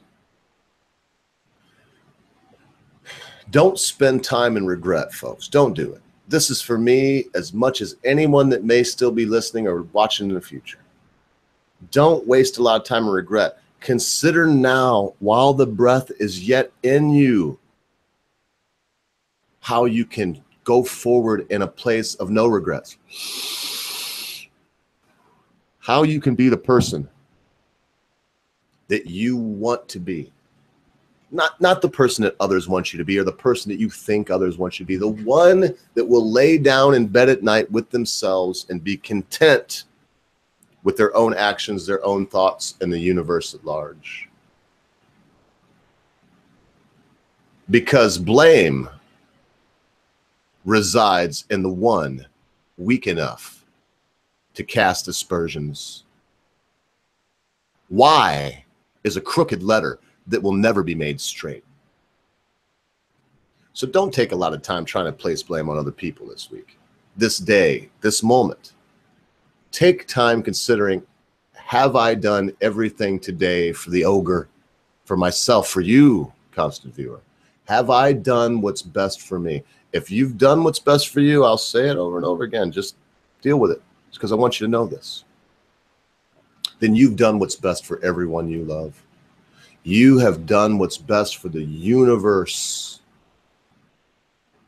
And my sincere hope is when our time of ending comes for each and every one of us, that we'll meet it with a smile.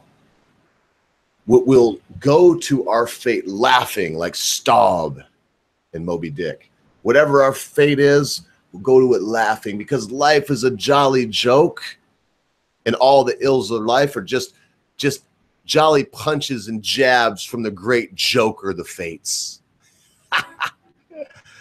we can't spend a lot of time wondering why or who or what went wrong, unless it's how we could have been better, and then change that thing. Because listen, constant viewers, be good to your friends, be good to your family members, be good to your loved ones. Be quick to say you're sorry. Be even quicker to accept an apology, especially when that thing your friend, your family member, your loved one has done seems to be so huge you'll never be able to forget about it. Because, constant viewer, League of Ordinary Gentlemen, if you will, at a time you think not, your friends, your family members, your loved ones, your life, and your cause, Anita Sarkeesian, will depart from you. Hi, Sidney Rough Diamond, man. I know you ain't dead. Show up sometime. Listen to this tune. Enjoy your day. The Ogre will see you tomorrow at 3:00 p.m. Eastern Standard Time, and Vicar Britt will be joining us as we talk about the insanity that is this world and the life that we have to live. Hey, bless everybody.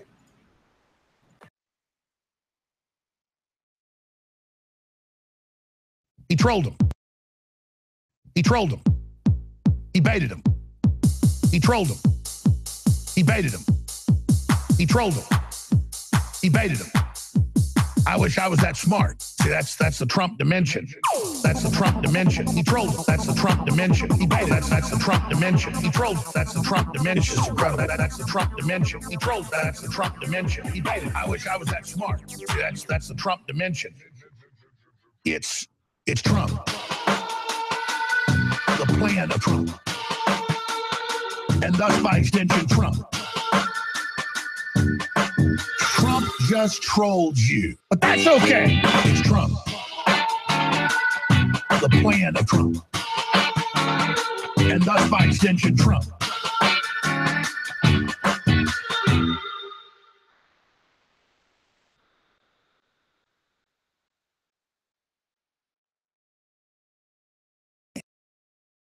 And we're not getting what humans always thought was key, the bone broth. The bone broth. The bone broth. The bone broth. The bone broth. The bone broth. Well, now it's the next level of that. It's caveman. But hey, I need a glass of caveman. Caveman. Man, it's better than Ovaltine. Better than Ovaltine. It's just unbelievable. It's unbelievable. Caveman is just over the top. What in the world? But now with the milk, I was like, whoa, this has milk in it. Whoa. It tastes like good. Man, this tastes so good.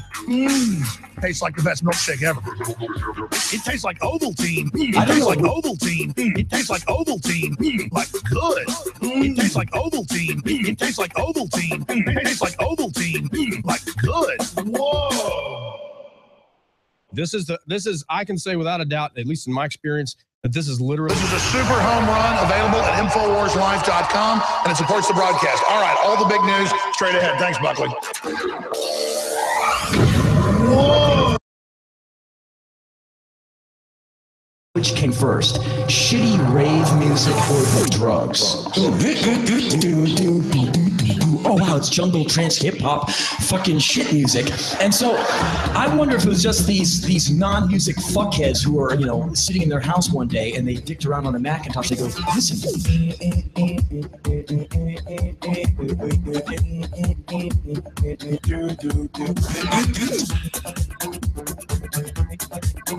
Look at it. Get the drum sample.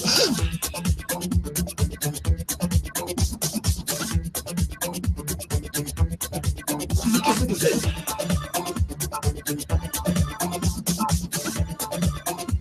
Here, put that on a white label 12 and send it to the clubs.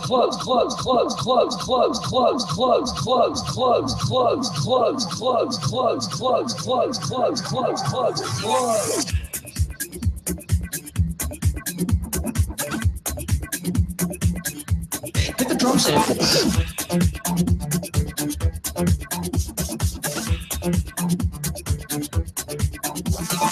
With these nice to get their computers out and hire a DJ fuckhead, DJ fuckhead, fuckhead, DJ fuckhead.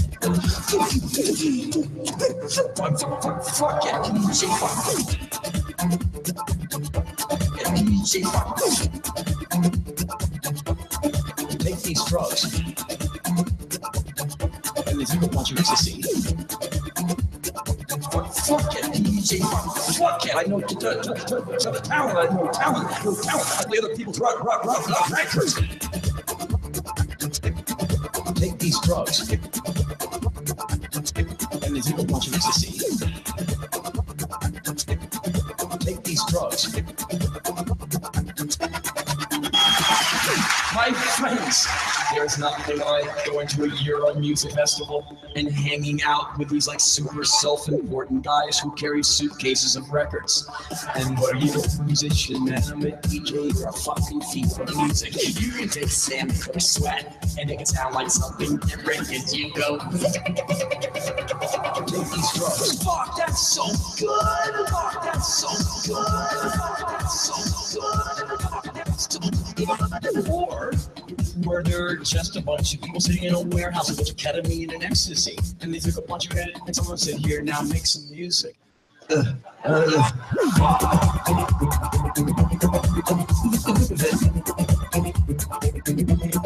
drum set.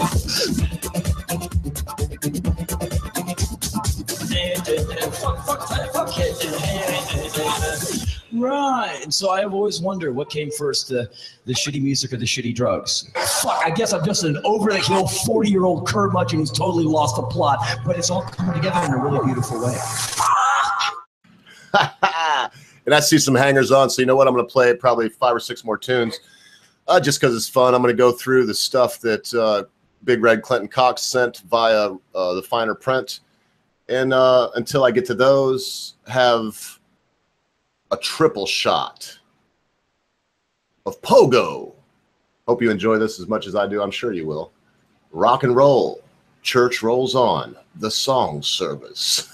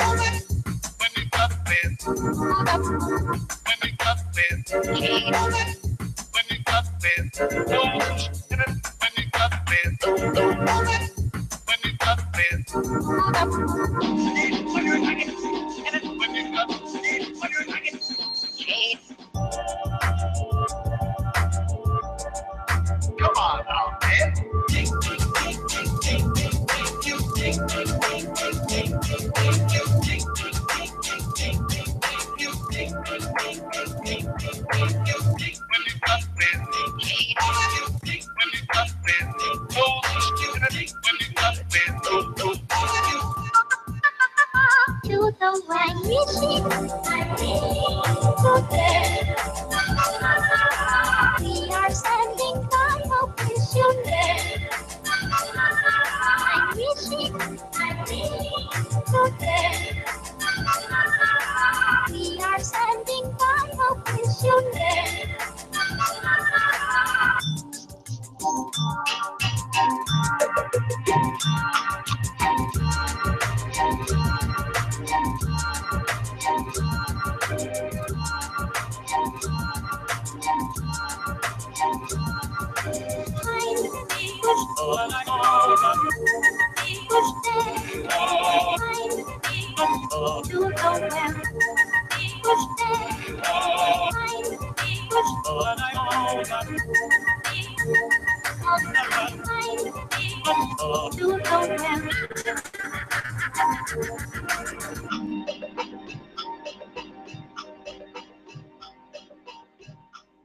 I think we should listen.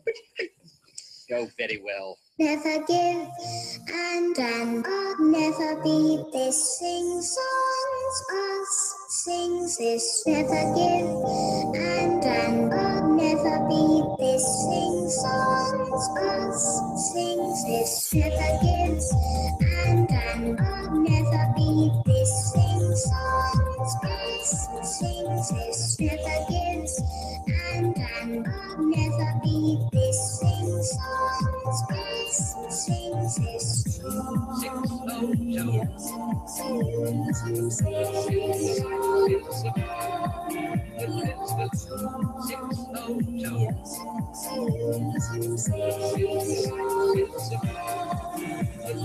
Never give and I'll never be this. Sing songs, us sings this. Never give and I'll never be this. Sing songs, us sings this. Never give and I'll never be this. Sing songs, us sings this. Never give and I'll never be this. Sing songs, us sings this.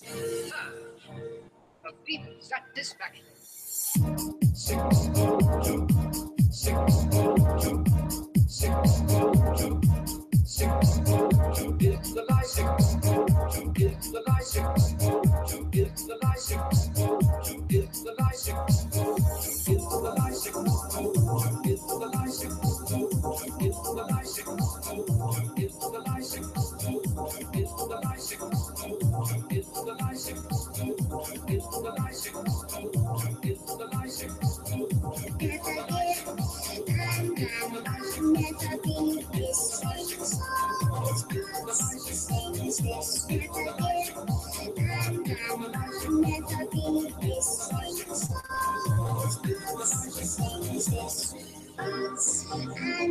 Never give us this us and never give us and never give us this us and never give us and never give us this us and never give us and never give us this us and never give us and never give us this us and never give us and never give us this us and never give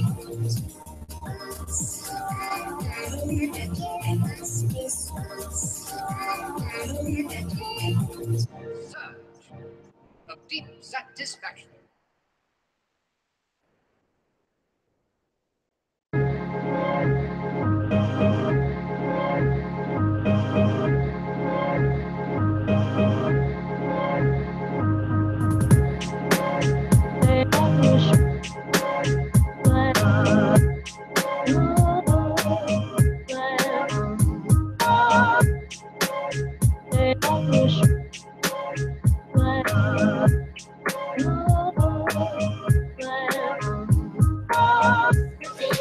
Wake up, it's fun. Reach the wizard. It's fun. Wake up, Reach the wizard. it's fun.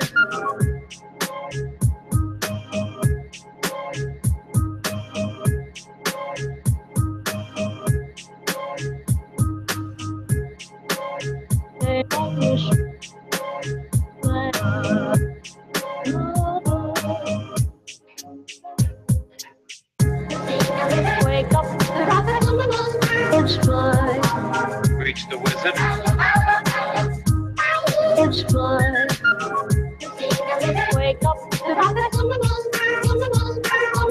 Reach the wizard. it's fun. Well, and just like I promised, there was 3 from Pogo. I'm going to do 3 more tunes, starting with the one I guess I worry about the most.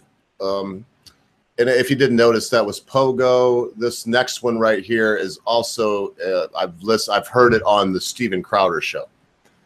I'm talking to Dan right now, Dan Martin. Dan, the bassman Dan, also known as at one time as Fun Dip.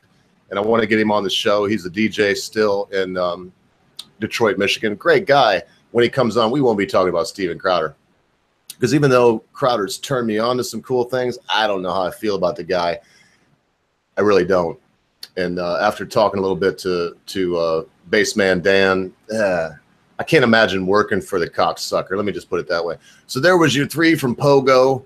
If you got one, and Tigerson, I'm going to look that one up on YouTube and see if I can get to it. I'm just not on Spotify. I've got to make an account, and I'll do that when I'm all done with the broadcast here after 3 more songs. So I'm going to play this one. I've got another one in mind, but if you got one in mind that you know won't be attached to any kind of copyright claim, let me have it and I'll play it, man. We're going to do 3 more. Here's one. This is the Jack. It only takes a touch.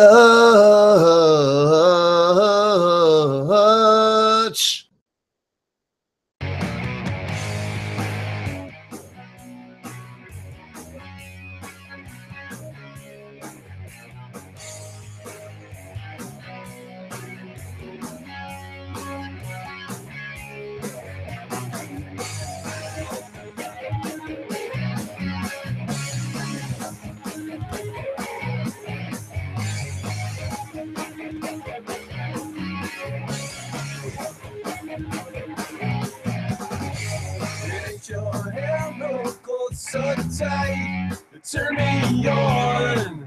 It's not your love that tastes so sweet.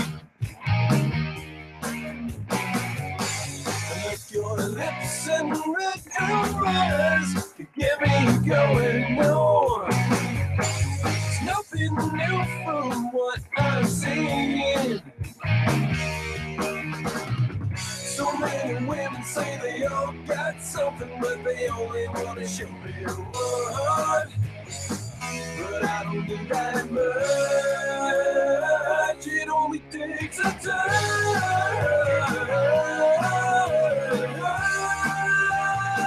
It only takes a touch.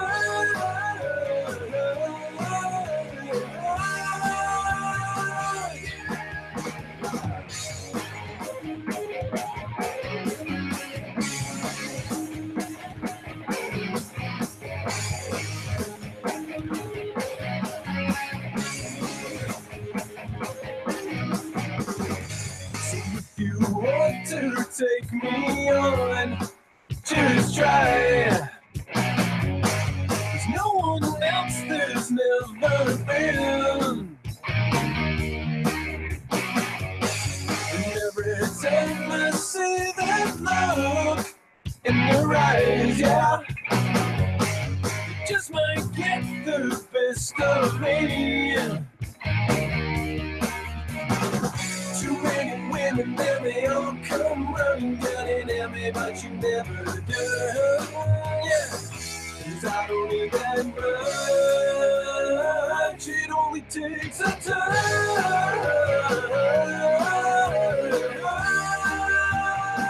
It only takes a touch.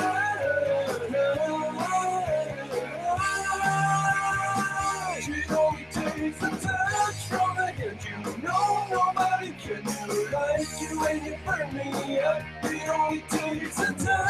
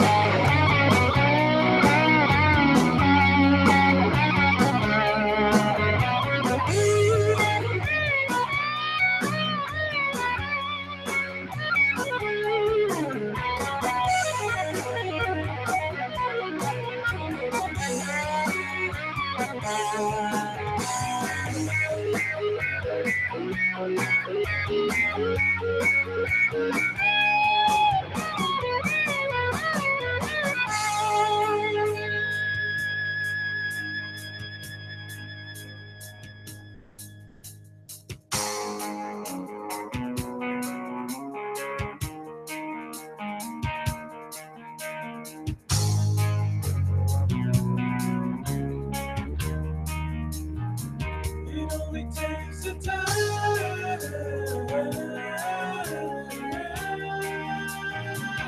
It only takes a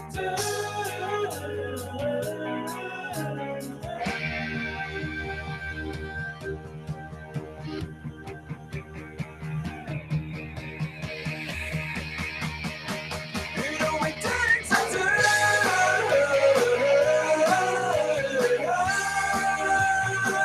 It only takes a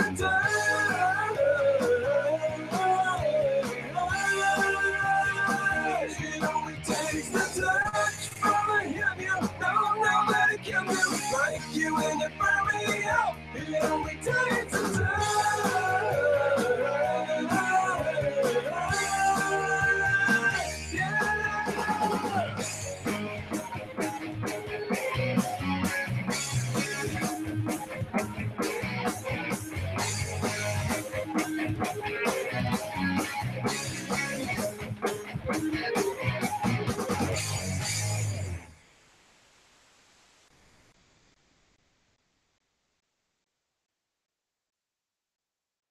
Oh, and there I go, slacking on my engineer duties.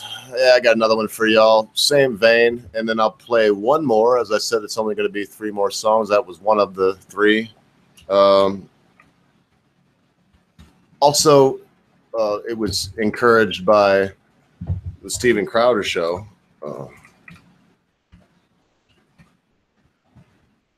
Again, I don't know much to say about that other than it was encouraged by the Steven Crowder show, because I don't even watch it anymore. After the Mug Club thing, they lost me. So enjoy this. It's Gowan. You are a strange, strange animal. You are. Look in the mirror. You're a strange animal. Trust me.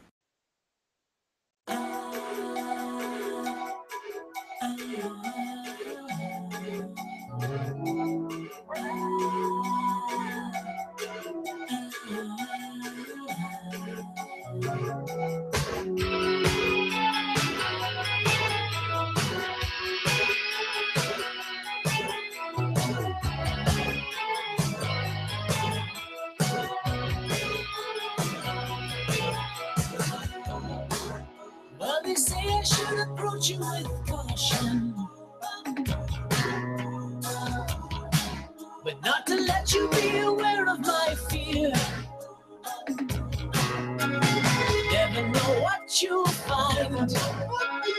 Don't understand your kind round here.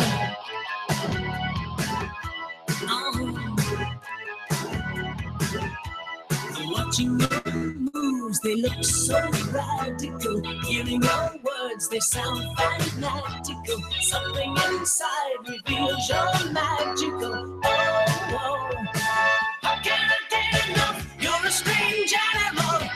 That's what I know. But you're a strange animal. I got to follow. Whoa.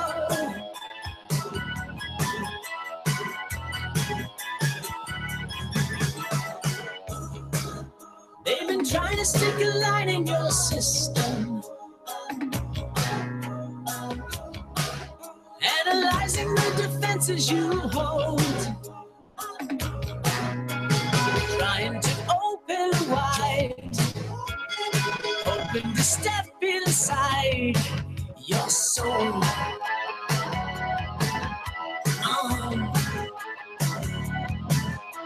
But everything here is unfamiliar. Nothing they've seen remotely similar.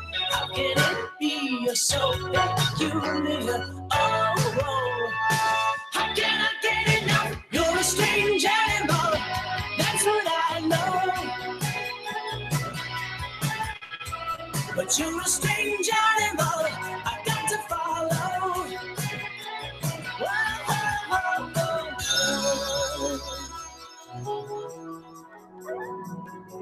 I got to follow. I got to follow.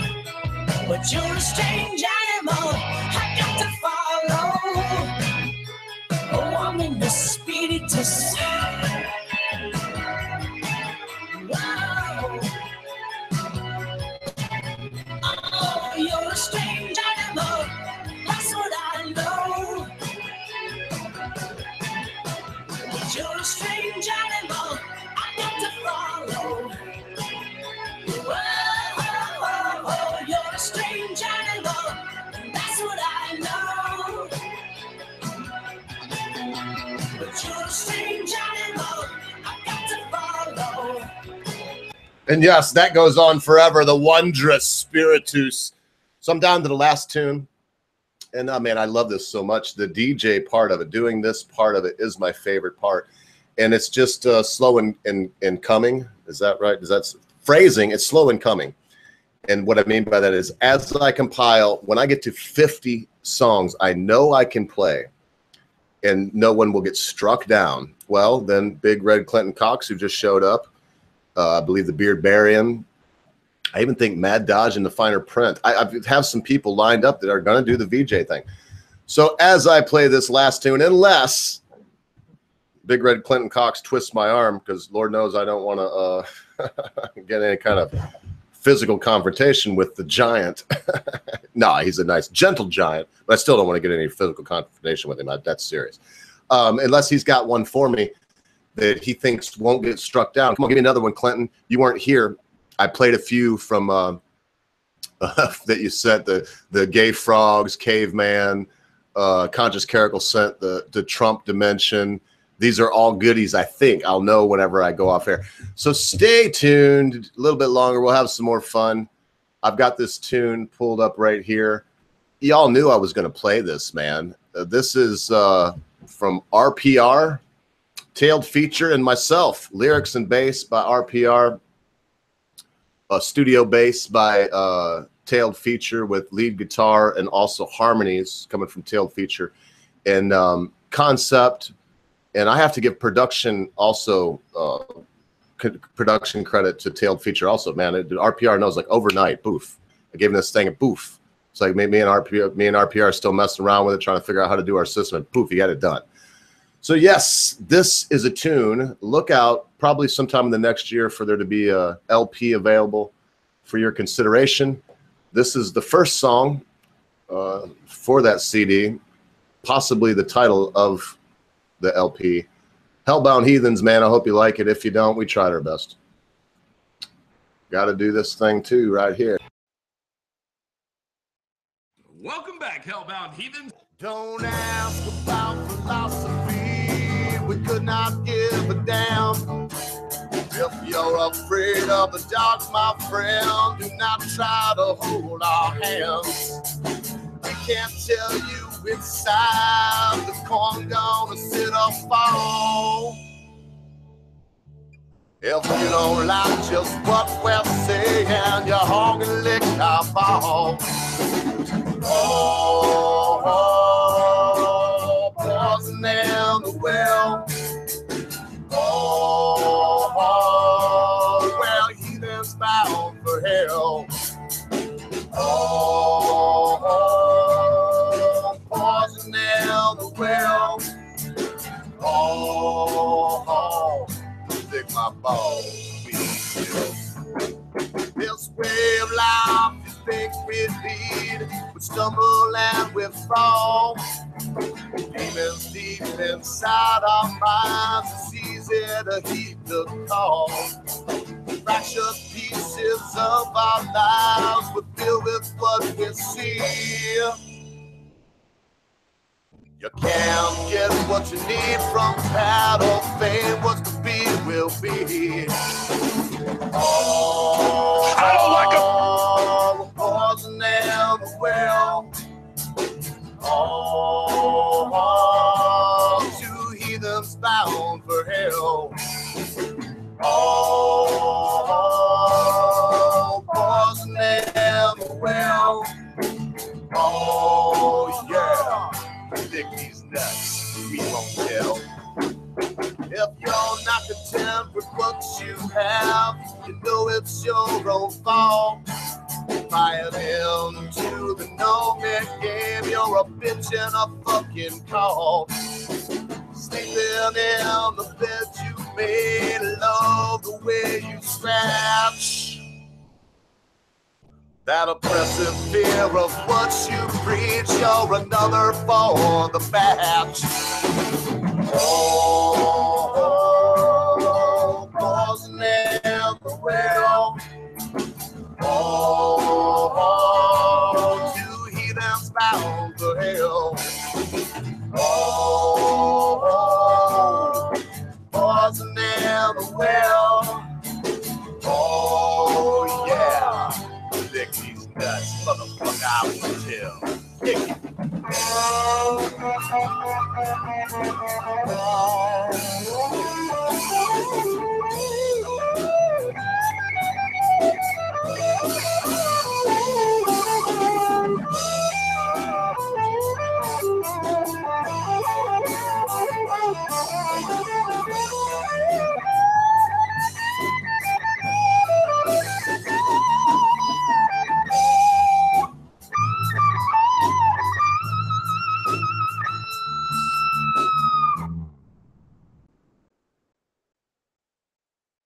I don't like them putting chemicals in the water that turn the friggin' frogs gay. Do you understand that? Turn the friggin' frogs gay. Serious crap. Gay. Frogs, friggin' frogs. It's not funny. I'm gonna say it real slow for you. Gay. Frogs.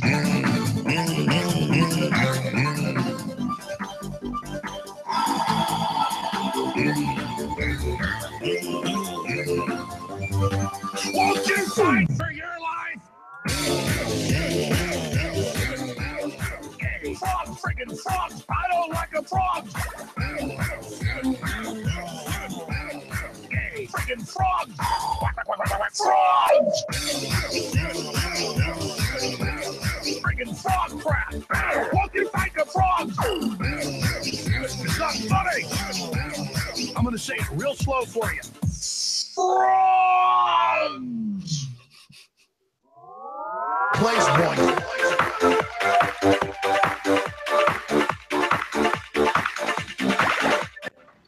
All right, fuck it. This is so much fun. Oh, the Britishers here. Holy shit! About ready to leave. Good evening.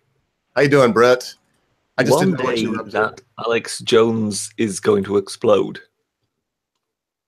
When you see him kind of draw in air, you know, in order to sort of holler, one day he's going to draw in too much and he's just going to burst live on camera. Have a bloody heart attack right in front of everybody. You know what he does in the commercial breaks, Britisher? You know what does he do? Tell me. Oh, we both know what he does. First, he gropes an intern's breasts against her without her consent. Then he rushes to the bathroom. He breaks out a tiny vial of white powder. I'm going to assume it's cocaine. He dips a spoon in said vial, and, up above the schnozzlers, and then he rushes back to his desk, and then he gets a glass and pours Glen Morange right straight and then it's like, all right, roll it, folks, I'm ready. And I'm not guessing. The guy is so he needs to get hyped up for his sort of 5-minute bursts. Yeah, I think so. And there's ways to do that. I shared one of my ways when I'm going to do a video or if I want to do a rant. I did a rant today. Before I did that rant, I did my warm-up that I've explained to you. I'm not going to say it on air because everybody already knows I'm crazy. But I do that, and man, you can get creative juices going, and one does not need to rely on any crutch. One can rely on one's own spark, if you will. I hope that you didn't feel like, that I imposed on you. I just sent this, man, a few minutes ago. I was doing the Ogre Radio and did a little rant, and I'm proud of myself. And I guess I wanted you to tell everybody how cool I was. Yes, when I saw that because I was surprised. I didn't know you were on. I didn't know you were going to be on air. So when I got the link, I sort of checked out your channel and went in there. You know how you can sort of go back a bit on a live stream. And of course, what do I immediately hit? I hit Mr. Ogre doing his Britisher impression. That would be where the cursor would stop. I'm certain. I'm not sorry. I just think it's funny. I believe at the time I was supposed to be telling you that President Trump was a complete moron. I think that was what you were. That was what you were into at that particular moment. You got to understand that's the Britisher that lives in my mind. It's not really completely representative of you, but it's the Britisher that's there in my mind when you're not there in person. So it's not. Should be clear. It's not fully representative of the real you. There are various versions of the Britisher within your mind, are there? No, well, just that one. Honestly, just that one. No, and I do. I enjoy him being there. And by the way, since you sort of do the music or whatever, have you ever been in touch with Frog Rock I've never heard that name before. If you look on if you look under Frog Rock, basically two words, Frog Rock. They've done things like The Sound of Social Justice, which raised quite a few eyebrows some time ago. So it might be worth your getting in touch with them and sort of seeing if you can play their stuff. Well, I know that like the Beard guys respect the Beard. I'm trying to think of the name of the song. I may play it when this wraps up, which ain't gonna be long, Brett. I'm glad you came by. I just I would say that what it is for me is I don't know. When I sent it to you, I just missed you, man. I've been a little you've been putting out a lot of work, and I'm not going to go into what I think about all that. I just do hope this, man, that you always look in the mirror every morning, Britisher, before you do anything, and you look right square in your own eyes and say, what am I going to do today for the Britisher? And it may be doing some laps in the pool or hitting the sauna or going to the park and looking at some pretty girls. But hopefully that thing that you do for yourself that day won't be, you know, placate us plebes waiting for another video. Well, I did manage to get one more out yesterday. And you may be familiar with this lady, Dodie Toth. She's one of my favorite commenters in the comment section. And she kind of mentioned to me that actually Sargon wasn't the only person that Sarkeesian had a problem with. And when you actually sent me the link, I was just then watching Boogie 2988. And apparently she almost took his head off. Well, I didn't see that anywhere. So there's video of it? Apparently what happened was, you know, he was on a panel with her later on. I think 1 or 2 days afterwards, he was on a panel with her. And when they came off, she kind of barked at him. And of course, this is one of the most inoffensive. Yeah, thanks. Carry on the entire internet, you know. I mean, because I don't want a white knight, Brett, but daggone Boogie, he's the nicest dagnap guy on YouTube. Not only that, but he also has a crippling social anxiety disorder. So he was really worried about being on with her, and then when she suddenly lashed out once coming off the stage, yes. So he, again, being Boogie, he's very sort of defensive of her. Oh, well, you know, we sorted it out. It's all fine. You know, but you sort of think, well, I'm sorry, but really? Because, yeah, so basically she had a go at Sargon of Akkad, and then, you know, 1 or 2 days later, she had a go at Boogie 2988. And, yeah, there does seem to be something of a queen bee about that woman. She's a bully. And the funny thing is her panels are always, this year was about like cyberbullying, and she's the one that was in front of the UN talking about, oh, it's the day-to-day slog with the go kill yourself and the you bitch and whatnot. Holy shit, Britisher. If you, even you, and you're very non-controversial for the most part. Some people have to find it, and they do. But I don't know if you've ever got a death threat. I have. I've been told to go kill myself and that I should be hunted down and murdered and all. So what? I don't even know what to say. If you consider that part of your daily slog and that is some kind of something that affects your life, you're weak. Sorry, Miss Sarkeesian. Don't fucking. I ain't got a Patreon, so you know what? Blow it out your ear, Miss Sarkeesian. Yes, that was, of course, another development, wasn't it? I don't know if you've mentioned it in the run-up to this. That yes, Sargon had his Patreon looked at on whether they still wanted to keep him or not. So basically, his very livelihood was suddenly on the line. Yeah, and you can say what you want, but I'm desperately because somebody decided to shout at him in an auditorium. Because I still, to this day, don't quite understand what he's supposed to have done wrong. Well, nothing, but we're going to go in depth on that on Friday for sure, mate. As long as we're both alive and here in church. Well, this ain't church. I don't know what this is. I just had a wild rant. And my wild rant, I tried to do, because I've been watching Lionel in the mornings. The last 2 mornings, he's done a little thing, like in the cab on the way to go do his business. And, man, I just dig I really love his, like, 25 to 30-minute rants. He just gets on the phone, earphones in, and boom. You know, about a topic now, and it's precise about what he's talking about, but it's not precise like a rifle, a sniper gun. It's precise like a shotgun, where it kind of hits the target, but it's all of the target. Love his stuff, man. So I did this. It took me like an hour and 40 minutes, but I'll get it whittled down. I think also, sir, that I was asked by yourself, and there was a couple people that have asked me in the past, can you speak without someone there? Can you speak and fill air? Do you have a problem? And the answer, I'm hoping that after today and a few other times from that, is no. My problem would be when should I finally shut up and not go from one rant to the next, to the next, to the next. That would be... Well, yeah, I mean, I find it hard. I mean, you know full well that at first you needed to persuade me quite a bit to actually come onto a live stream, because to me this was kind of these were the kind of 7 gates of hell. The idea still of basically completely on my own filling live air without there being anybody else there, that still I find quite daunting. The ability to just talk into a camera, into a microphone, and just, the devil may care. I still find that very sort of stultifying. Well, you'll probably never get over that, Britisher, so it'd behoove you to just keep me hanging around. I'd be there. And, I'd stop when you're hosting your thing on your channel. Of course, I will be as respectful as possible, but, I'd be there. No, I'm just teasing. It's something that you get used to, I think.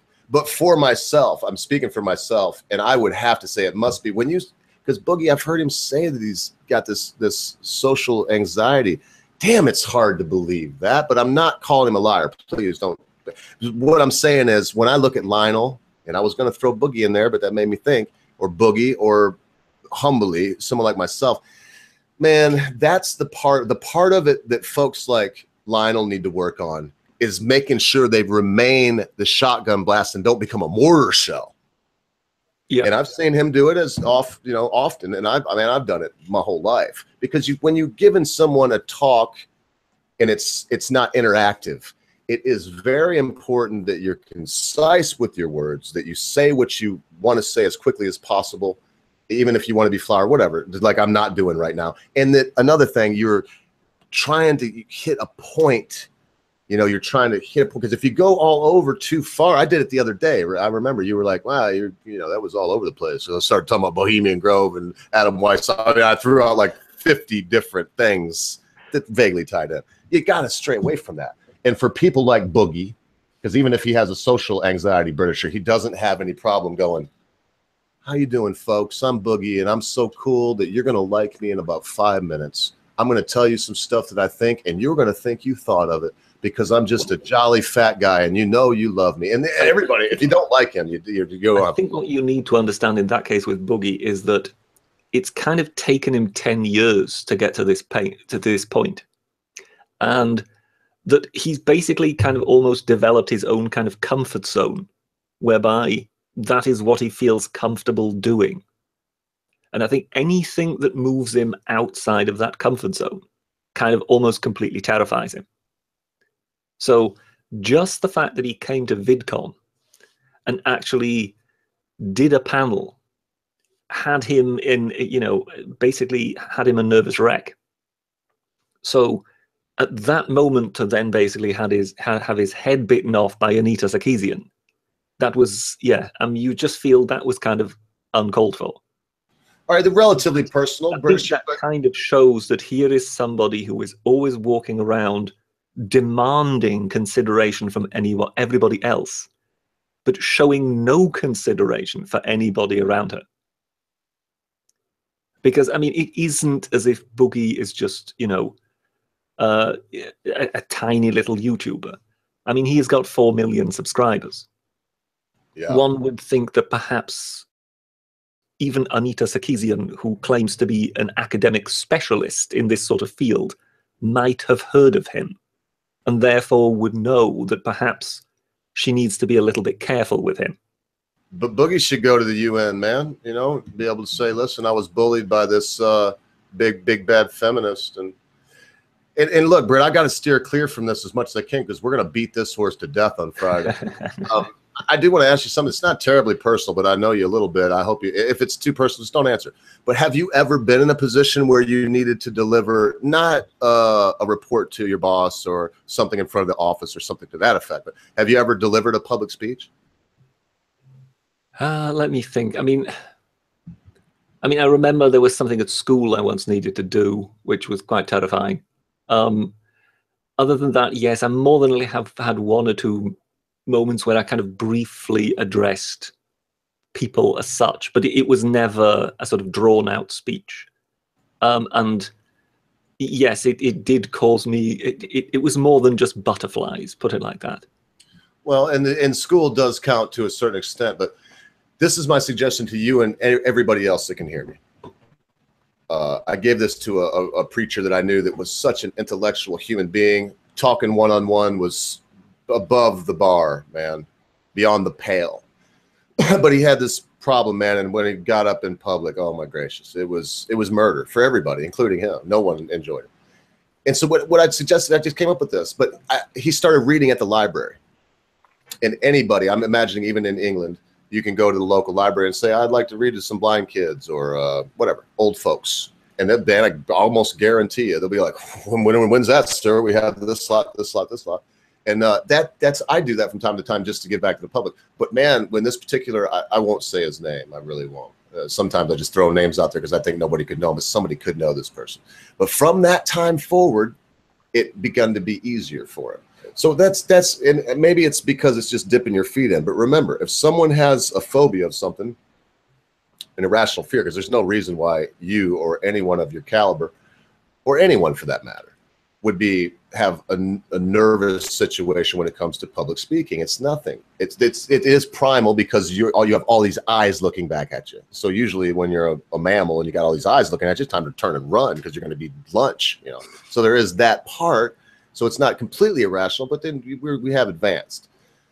But when you're afraid of spiders, they can hold spiders without going too far into it. So maybe you'll try that British or something else, because there will come a time for you, I hope, because you encouraged me to aspire. I hope there's a time where the Britisher gets a wild bug. There's power in you turning the camera on, Avatar, or whatever it is you may do, and giving it right there live. People can give their chat right there live. And for yourself with the platform you built, you might find that you'd have 3 or 4 people watching you. Well, I mean, I survived a Sargon. I survived a Sargon experience, which was 9,000. Man, I watched a good chunk of that. I watched 9,000 people watching us, which was quite intimidating. You handled there was 9,000 at live watching. Yes, there was 9,000 people live watching us. Well, then I think the technical term for that is your cherry is broken then. So yeah, no, that was one of those moments that was kind of quite hard to forget after that, particularly given that we went at it until the 8-hour maximum ran out on the actual clip. And then we kind of started another one.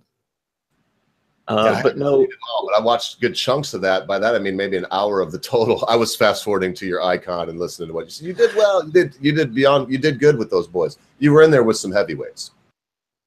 Oh yes, no, he definitely he kind of asked on on Twitter, kind of, are there any British people who would like to come on? And then I think with it being Sargon, he will have got a lot of replies. So I think he then filtered a bit. Which one of these people do I think I want to have on, because they might have something to contribute to the actual debate. So yes, they were all kind of handpicked, and it was quite. You realize that you had to keep your end up, or else you would kind of perhaps look a bit foolish. Yeah, I ran into one particular fellow I actually have since already told you about, that it might be interesting having him on, is the academic agent. He was on, and he was very, very good. Very, very eloquent chap. Yeah, you read my mind. I'm trying to get his attention, but we'll see. I'd like to have him on sometime. We don't cover, in my mind, and it's because of the amount of British folks come on, I don't cover enough British stuff. And to me, there really is only 2 countries in the world, Brit. The United States and the United Kingdom. China and India, yes. Oh. Oh. Get behind me, Satan. Well, no. I think they make about over 2.7 billion of the global population. You've just gone mute again. Yeah, sorry, I hit the wrong button. I hit the little button not next to the microphone. But I'm not talking about in humanity. Let's face it. They would still have cool jade sculptures and stuff, but there would be no modern China if it wasn't for Great Britain, man. Y'all was over there making them drive on the left side of the road and everything. There'd be no India. It's already, I just watched this whole documentary, Britt, on why are Indians so, or it was on TED Talks, TEDx. And this Indian guy, he had like a white mask on. He was talking about why are Indians so filthy, the country, and they just, you can have dumpsters there and they throw the trash in the street anyway. And he did have some solutions, but if it wasn't for Great Britain, China, and India, sir, and I know you didn't mean it that way. I know you were joking, but that is a joke. I heard Gavin McGinnis say it to Ghazi Kutsu. It keeps ringing in my head. He had this feminist on his little black and white show that he does, a little talk show he does. I met her by, she was sticking bumper stickers on cars, bumper stickers, mate, on cars. Somebody puts a bumper sticker on my Mercury, I'm not gonna be happy. On cars that said, check your white privilege. And so he had her on and he was saying, the topic come up is like, oh, well, Great Britain, the United States are great places to live. You know, there's a lot of white people there. Maybe it's because of that, because she was saying white people bad. And she was like, no, there's many other countries that are better than Great Britain with their social system and the United States with a social system. And he said, what? Scandinavia? You talking about like Estonia and Latvia? Well, he didn't say those. He said Sweden and Norway. He was like, they're more white. So the more white you go, the better. Listen, Britisher, it doesn't matter if it's, I was going to say Morris, the guy that wrote The Bell Curve, Professor Maury. Oh, what's his name? Murray. Charles Murray, I think. Is that Charles Murray. As soon as you start talking truth to people like Anita Sarkeesian, damn, I said her name. I wasn't supposed to mention that again. As soon as you start talking truth to these people that are locked into some strange dogma, like all white people are bad, the masculine side of gender is a bad thing that should be suppressed. It comes down to your garbage and know, oh, if you point to a really good example like that, well, then go to Sweden, where there's a lot more white people if you think it's better. And she did agree when he mentioned the countries. This girl, I don't know if you've seen it. I don't want to go. Oh my gracious, British! I can't believe I'm still here. Let me guess. Purple hair and a nose ring. No, she had like fuzzy hair, but she was wearing a hot lick like from the Rolling Stones. You know, lips with a big tongue coming out of it.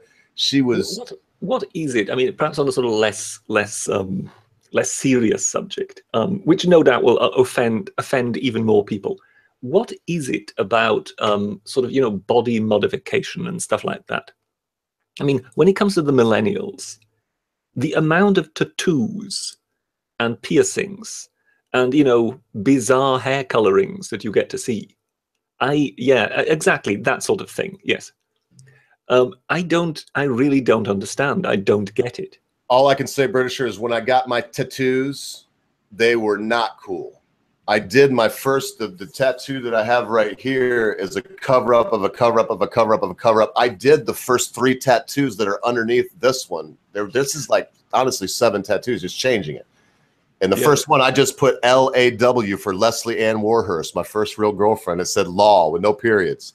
And I got a lot of flack for that with the people I ran in. And I did, I mean, other things. But when I did it, mate, I mean, it was still, but to answer the question, I can't. I don't know what it is. I think that a lot of it is in the 80s, you had a lot of kids that wouldn't have smoked marijuana or done LSD, but this group of people that lived in the 60s and 70s were coming into the 80s, and they colored the drug culture in such a way that, you know, and so now the same thing has basically happened, but you got millennials that are dentists that are sleeved out on both sides and ride a Harley Davidson. Because what I mean is, when you think of tattoos, for example, you think of something that is kind of rebellious, you know, that it is basically, if you go back 30, 40 years, the only people who had tattoos were, you know, Hell's Angels, sailors, and perhaps folks in the military,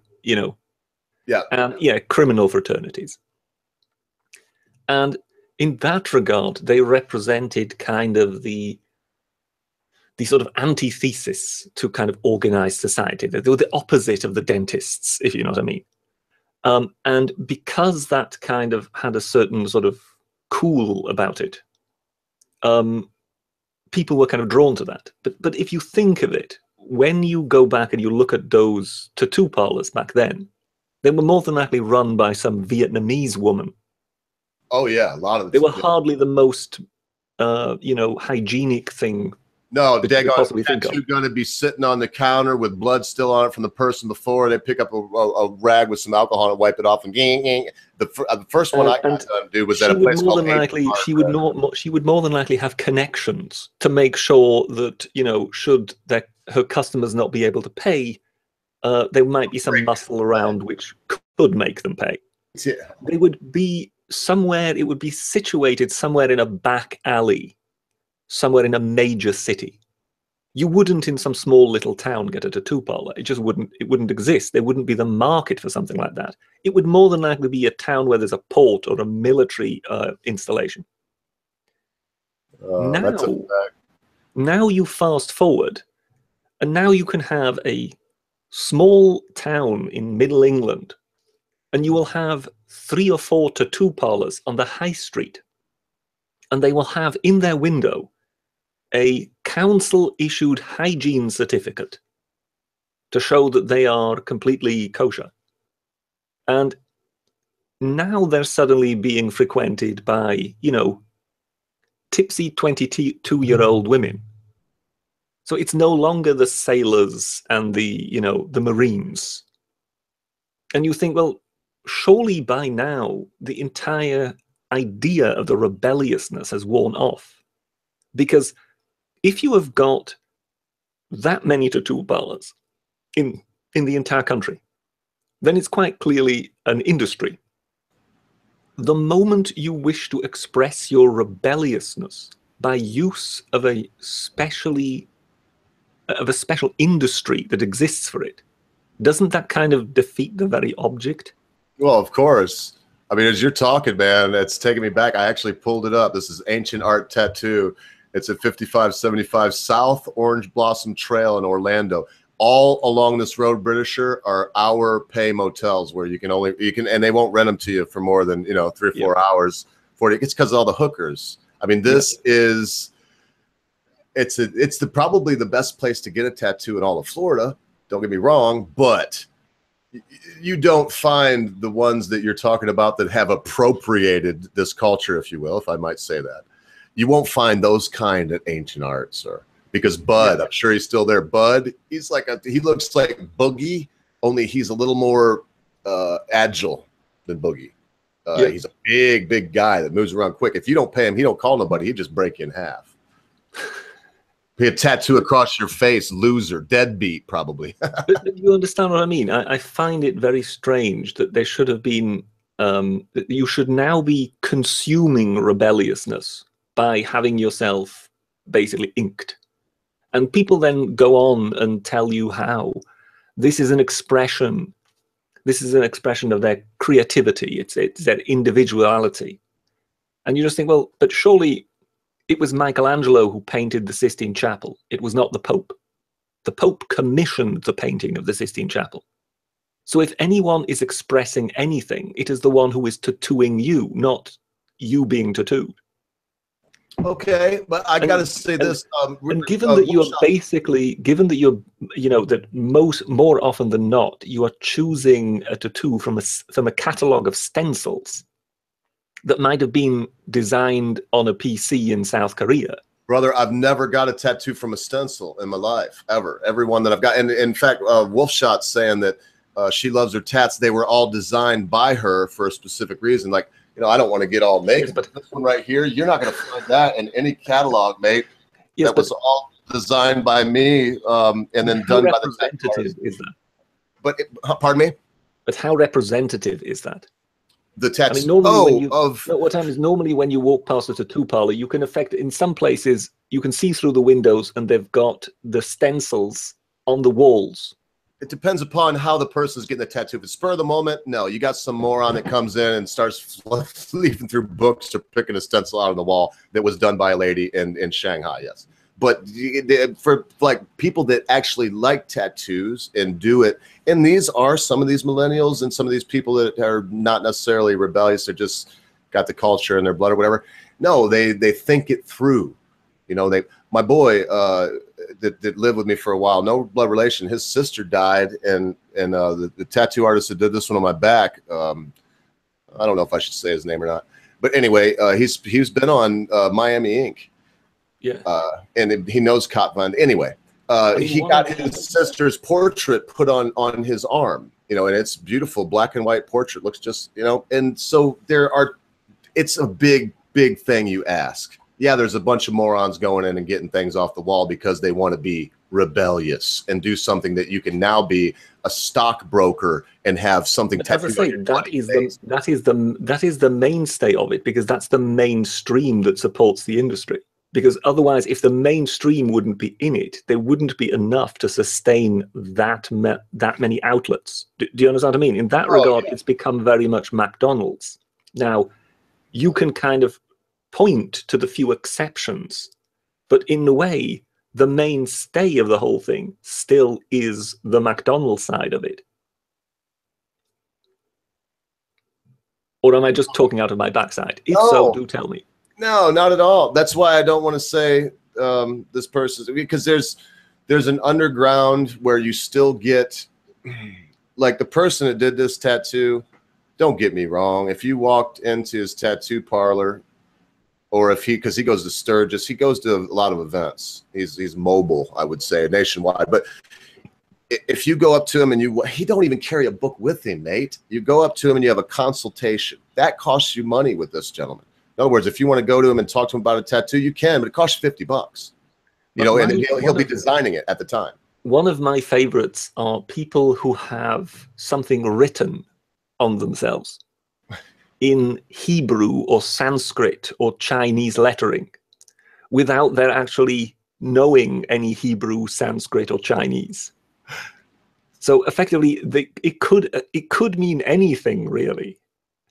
And I think there has been some examples, haven't there, of people who ended up with Chinese lettering, having something rather unflattering about themselves tattooed on them. Yeah, whilst they believe it. Or something. Well, they believe it was kind of wishing for world peace or something like that.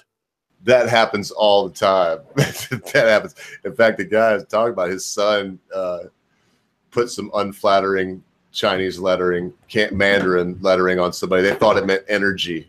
It's not what it meant. And that's, you know what? There you go. It's a backlash from some of the people that are really part of the culture that you're talking about that's dying, man. Because like you said, you can go into, Walmart for tattoos all over the place. Any city, man, you go on the high street and there's undoubtedly right next to the bookstore and the jeweler, there's a tattoo artist there.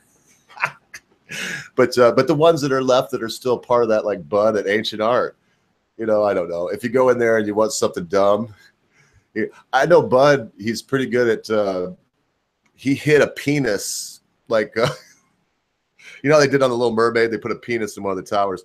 A guy wanted a koi fish that was very, very popular in the early 2000s, probably still is. Wanted koi fish on his arm. Well, he hit a phallic symbol in the fish. Well, that reminds me of that Paul Soule over here in Britain, who was such a big fan of the Harry Potter franchise that he had a massive portrait of Dumbledore, the face, tattooed onto his entire back. Yeah, I've seen it. And it only just finished, and after perhaps about a week or two after that, the author came out and said that, to her mind, Dumbledore was gay, which brought him no end of taunting, and he suddenly fell out of love with his gay Dumbledore on his back rather rapidly. Nothing you can do. That's why you got to really be a rebel to get a tattoo, because this was put forth to me by my mother, because when I give myself my first tattoo made, I was 15 years old. I pierced my own ear when I was 8 or 9. I wasn't double digits yet, and so I was a little rebellious and crazy. My parents were pretty much Christians that were straight laced. Listen, people do things for all kinds of reasons. I can't hang out much longer, and you're getting me on a topic that I love, and I could talk for another hour, but I got shit to do, Brett. I can't believe you swung by. It's been cool. People will do what they want to do, but you know what, man? In the end, everything's going to change. Well, I'm yes, not but sure that people will also do what some other people manage to make them believe they want to do. that's a fact. But It didn't anyway, get yes, me. I'm keeping you. Oh no, that's cool. I'm just saying when I and look, I feel like I'm not defending myself. I'm going to say this: when it was put, I was going to skip it. Screw it. When it was put forth to me, well, you're going to have that when you're old. Blah blah blah blah blah. This tattoo right here is ready for a redo. It's getting dark. It needs some white put in it. It needs a redo. As I get older, I will redo it, change it as I have. I'll put something else over it. It'll be something different. And no, if I live to be an old man, I'll still have tattoos. In fact, the older I get, the more I love tattoos. I love the act of being tattooed, as strange as that might seem. That's why I've had the same one done over and over there again, so I don't have just Gavin McGinnis style up one side, down the other. You know, I don't really want that now. But I think once I'm 55, 60, maybe, because for me, it can work both ways, Britisher. And if you are the doctor that is sleeved out and has tattoos on your daggone bloody neck and all over your bleeding face, I mean, I've seen it, man. You know, it's like this guy, and I know where you're coming from. I'm sure he got his face tattoos and neck tattoos. The doctor, I know, flames on his neck. I'm sure he got them at a McDonald's style tattoo parlor. But no, I got it split. My feelings won't change as I get older. I'm glad I got my tats. I will get more in the future. But it still stands true to this day. You folks that are getting caught up in it, that aren't wolf shot or somebody that's old enough to know what they're doing, don't run out and get a tattoo. I mean, but baby girl wanted a tattoo. And I put her off long enough now that I think she knows if she wants to get one, she's going to have to get it. Because I'm not taking an 18-year-old girl to go get a tattoo. And call me a hypocrite. I told you I did mine when I was 15. But I was stupid, still am, so I don't care. Well, given that we're both blues fans, of course, there is one particular gentleman who was well known as a blues guitarist, Johnny Winter, who in fact did a song, didn't he, "The Illustrated Man," which referred to himself, because he was a little bit ahead of the time when he actually had these kind of all-body tattoos. They were something that no one had ever seen yet.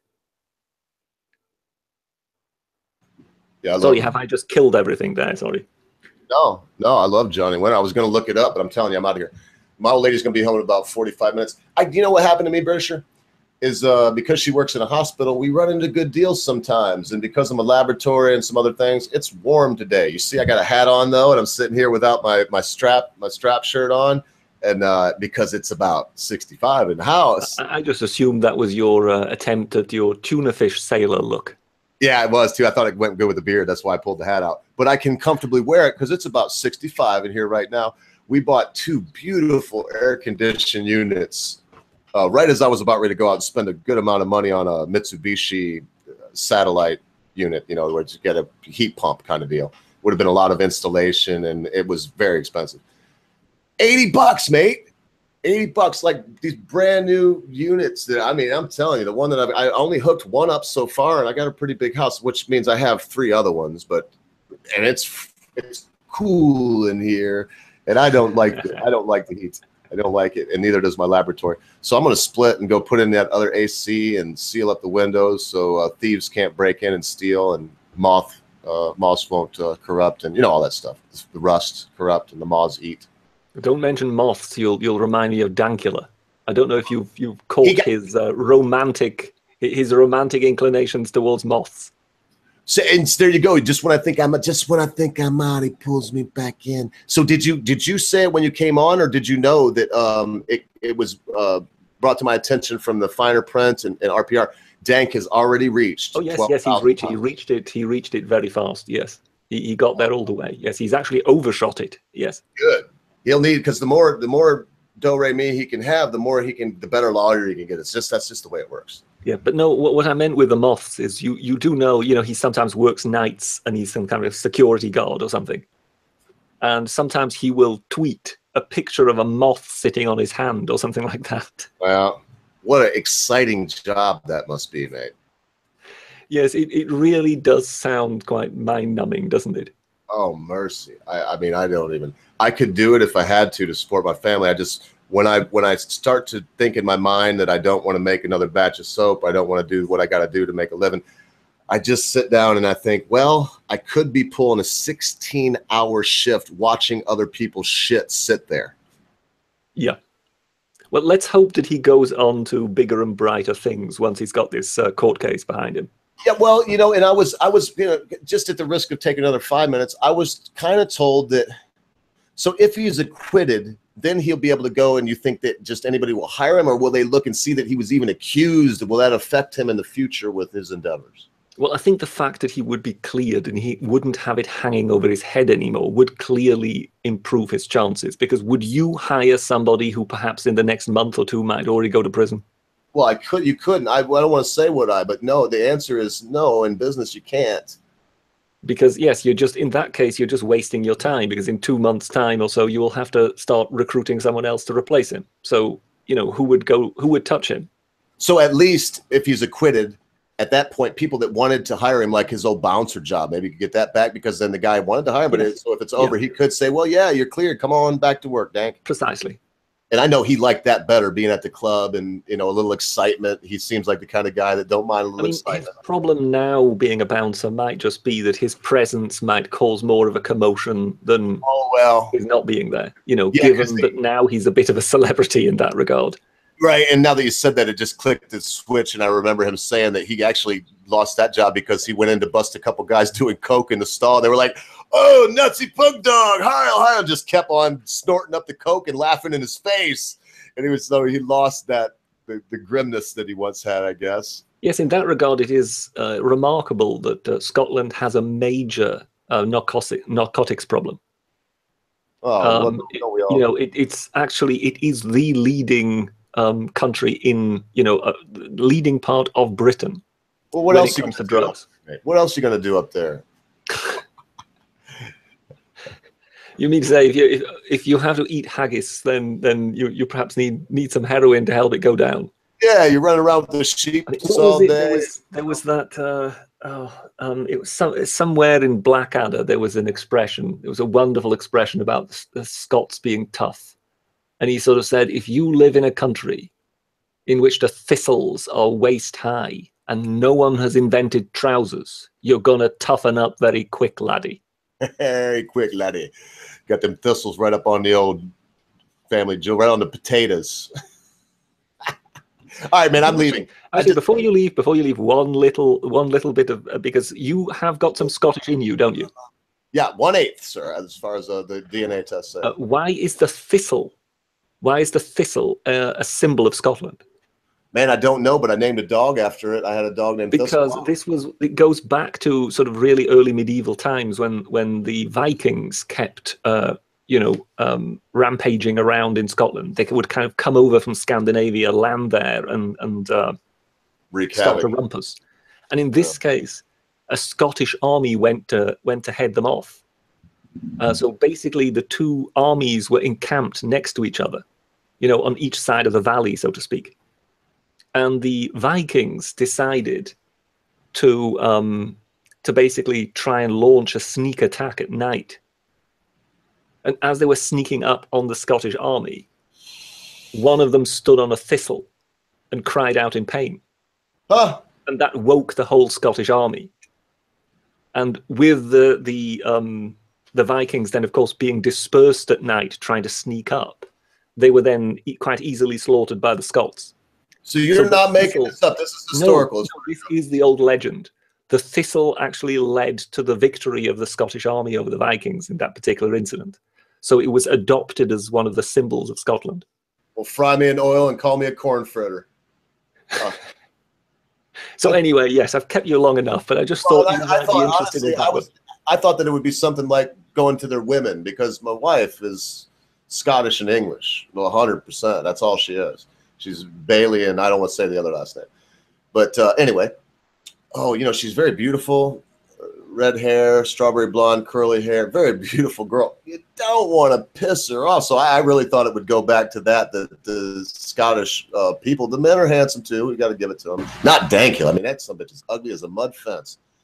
He looks like 15 days of bad road with no water.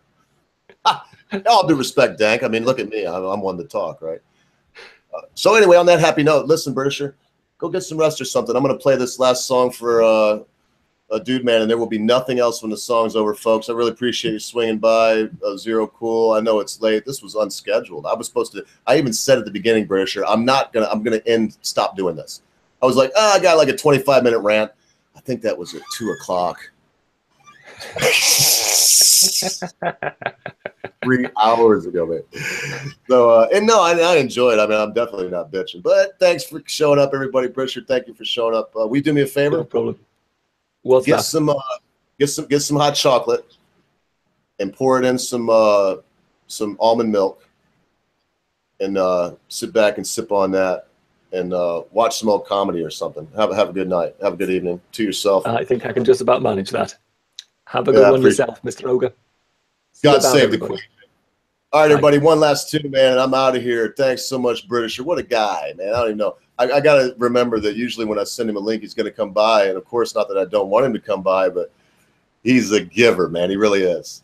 He might even tease you a little bit about it and call you dumb or something, and they'll give you, like, backhanded comments. But he's just a giving fella that don't get enough time to himself, I don't feel. But it's because I care about him, so maybe I'm babying him. So without babying a Britisher anymore, enjoy this one. This is from Frog Rock. So it's a combination of a request from the Britisher, and I believe the Finer Print sent this to me before he left. So look, folks, it's been wonderful. Be good to your friends and family members. You don't know when they're going to leave. Come back and see us tomorrow at 3 p.m. Eastern Standard Time. The Britisher and I are going to finally dig into this Anita Sarkeesian garbage human debacle. Better late than never. Look out for the next tune from RPR and myself within the next 7 days. Have a good one, folks. It's been fun. It's been real. And now it's going to be real fun for me to go do exactly what I advise the Britisher to do, and that's to kick back and relax, man. I'm going to read a book that I just got my hands on. Have a good one.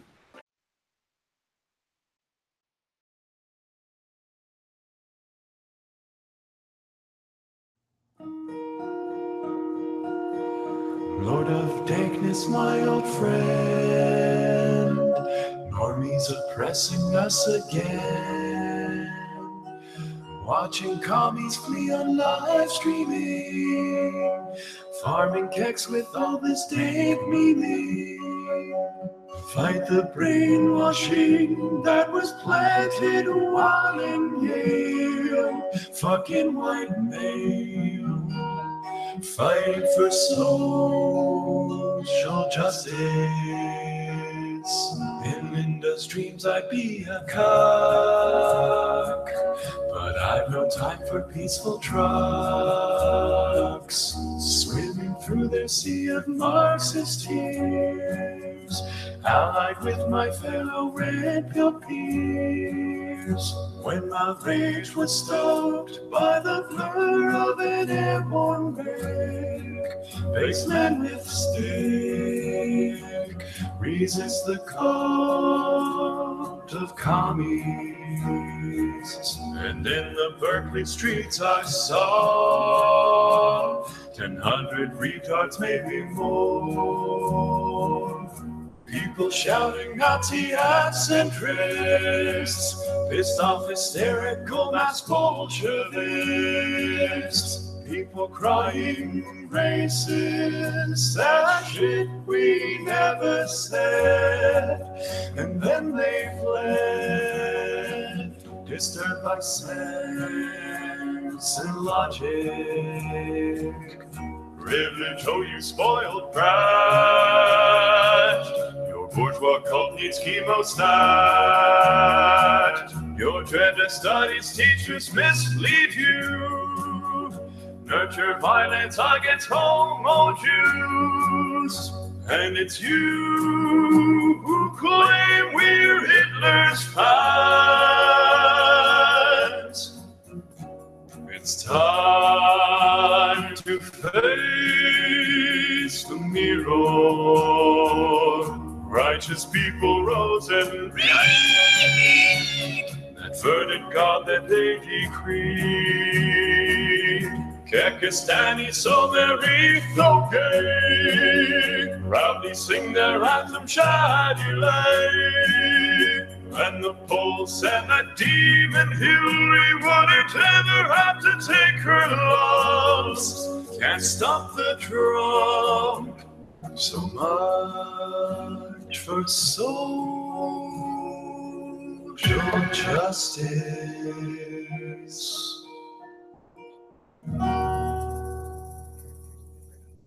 And I think that happens.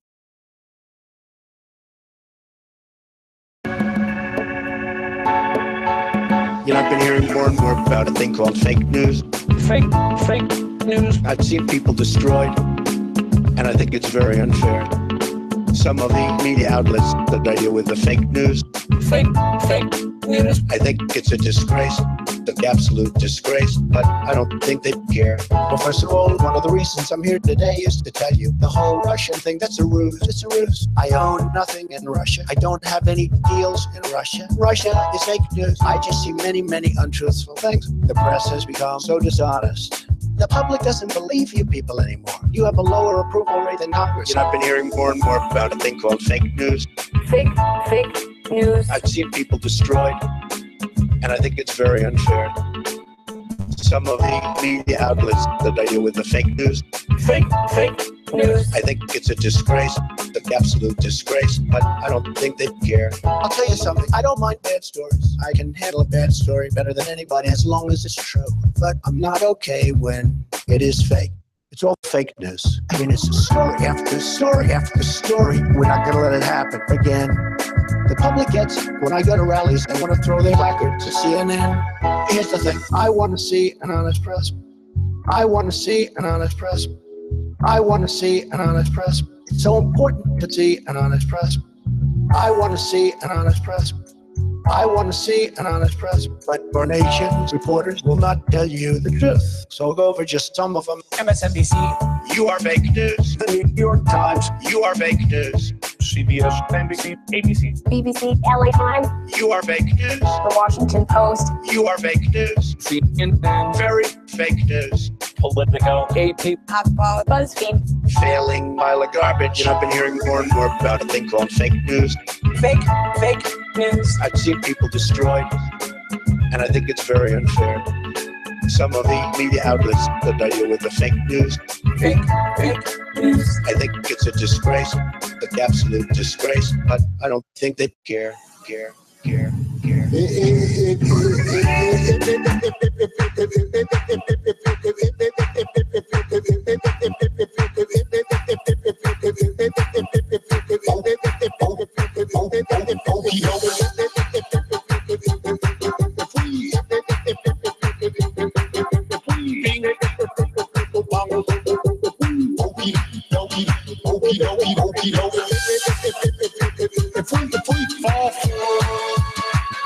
know, a bunch of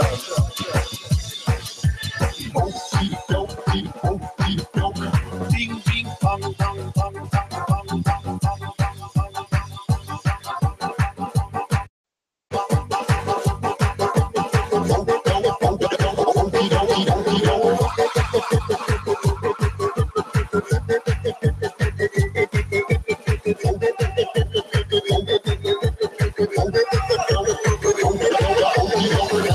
Sounds provocative, tweets funny. Sounds provocative, tweets funny.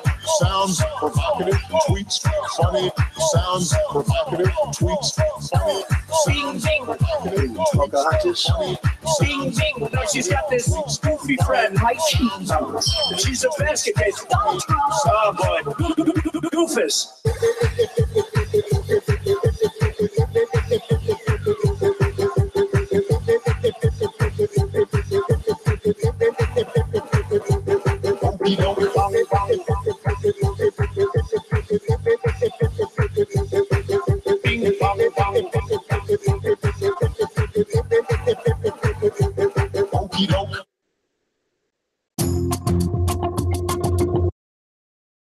He trolled him. He baited him. He trolled him. He baited him. He trolled him. He baited him. I wish I was that smart. See, that's the Trump dimension. That's the Trump dimension. He trolled. That's the Trump dimension. He baited. That's the Trump dimension. He trolled. That's the Trump dimension. That's the Trump dimension. He trolled. That's the Trump dimension. He baited. I wish I was that smart. See, that's the Trump dimension. It's Trump. The plan of Trump. And thus by extension, Trump. Trump just trolled you. And that's okay. It's Trump. The plan of Trump. And thus by extension, Trump.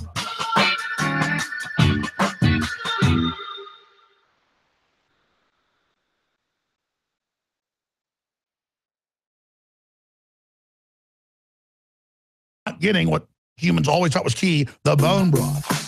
The bone broth. The bone broth. The bone broth. The bone broth. The bone broth. Well, now it's the next level of that. It's caveman.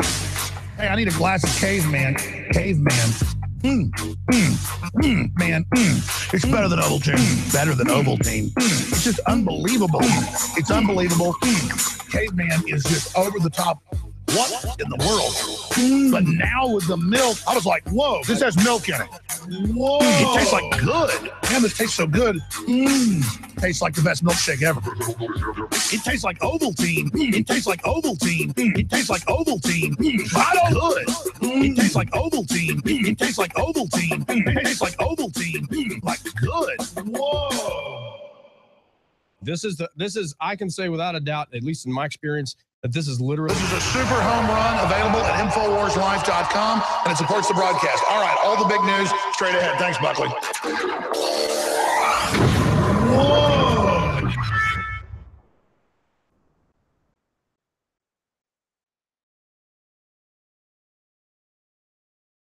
Like I'm putting chemicals in the water that turn the freaking frogs gay. Do you understand that? Turn the freaking frogs gay. Serious crap. Gay. Frogs, freaking frogs. It's not funny. I'm going to say it real slow for you. Gay. Frogs.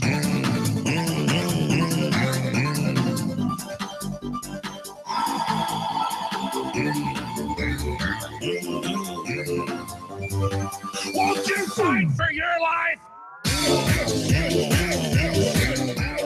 Gay. Frogs, freaking frogs. I don't like a frog. Gay. Freaking frogs. Frogs. Freaking frog crap. Won't you fight the frogs? It's not funny. I'm going to say it real slow for you. Frogs.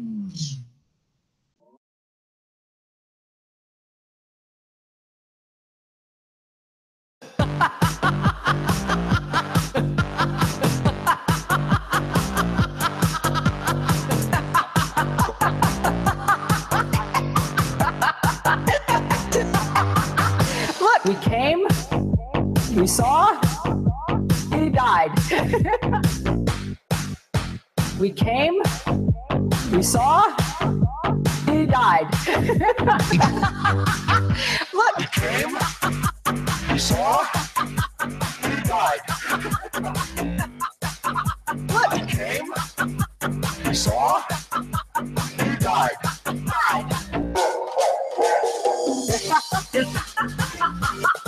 It is time.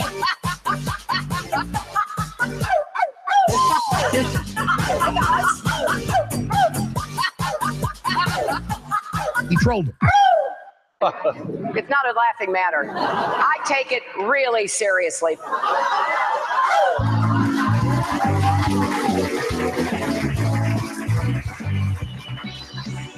Vote for me because I'm a woman. One of my merits is I'm a woman. All these mothers vote for me because I'm a woman. Because I'm a woman. Vote for me because I'm a woman. One of my merits is I'm a woman. All these mothers vote for me because I'm a woman. Because I'm a woman. A woman running to be the first woman president. I cannot imagine anyone being more of an outsider than the first woman president. Who can be more of an outsider than a woman president? Well, I can't think of anything more of an outsider than electing the first woman president. A woman president of the United States of America.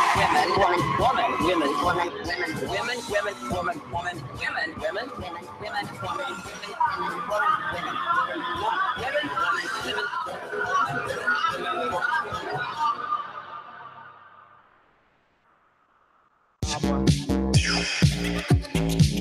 ingratiating goblins, in bed with a goblin. I don't want to see him kissing goblins, succubus with goblins, ingratiating goblins, in bed with a goblin. I don't want to see him kissing goblins,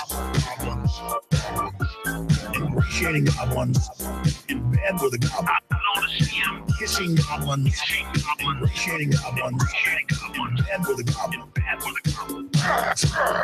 Dump it. Charging into a goblin's nest, some goblin vomit and slop and blood on it, especially up to his ankles. Trump charging into a goblin's nest, some goblin vomit and slop. Goblin vomit and slop. I'm not expecting him to not get dirty slop. Kissing goblins, ingratiating goblins, succubus with goblins, bed with a goblin.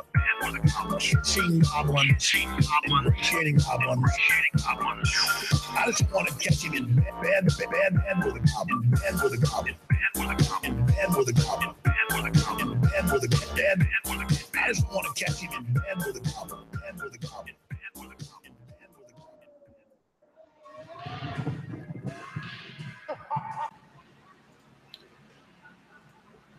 Good night, everybody.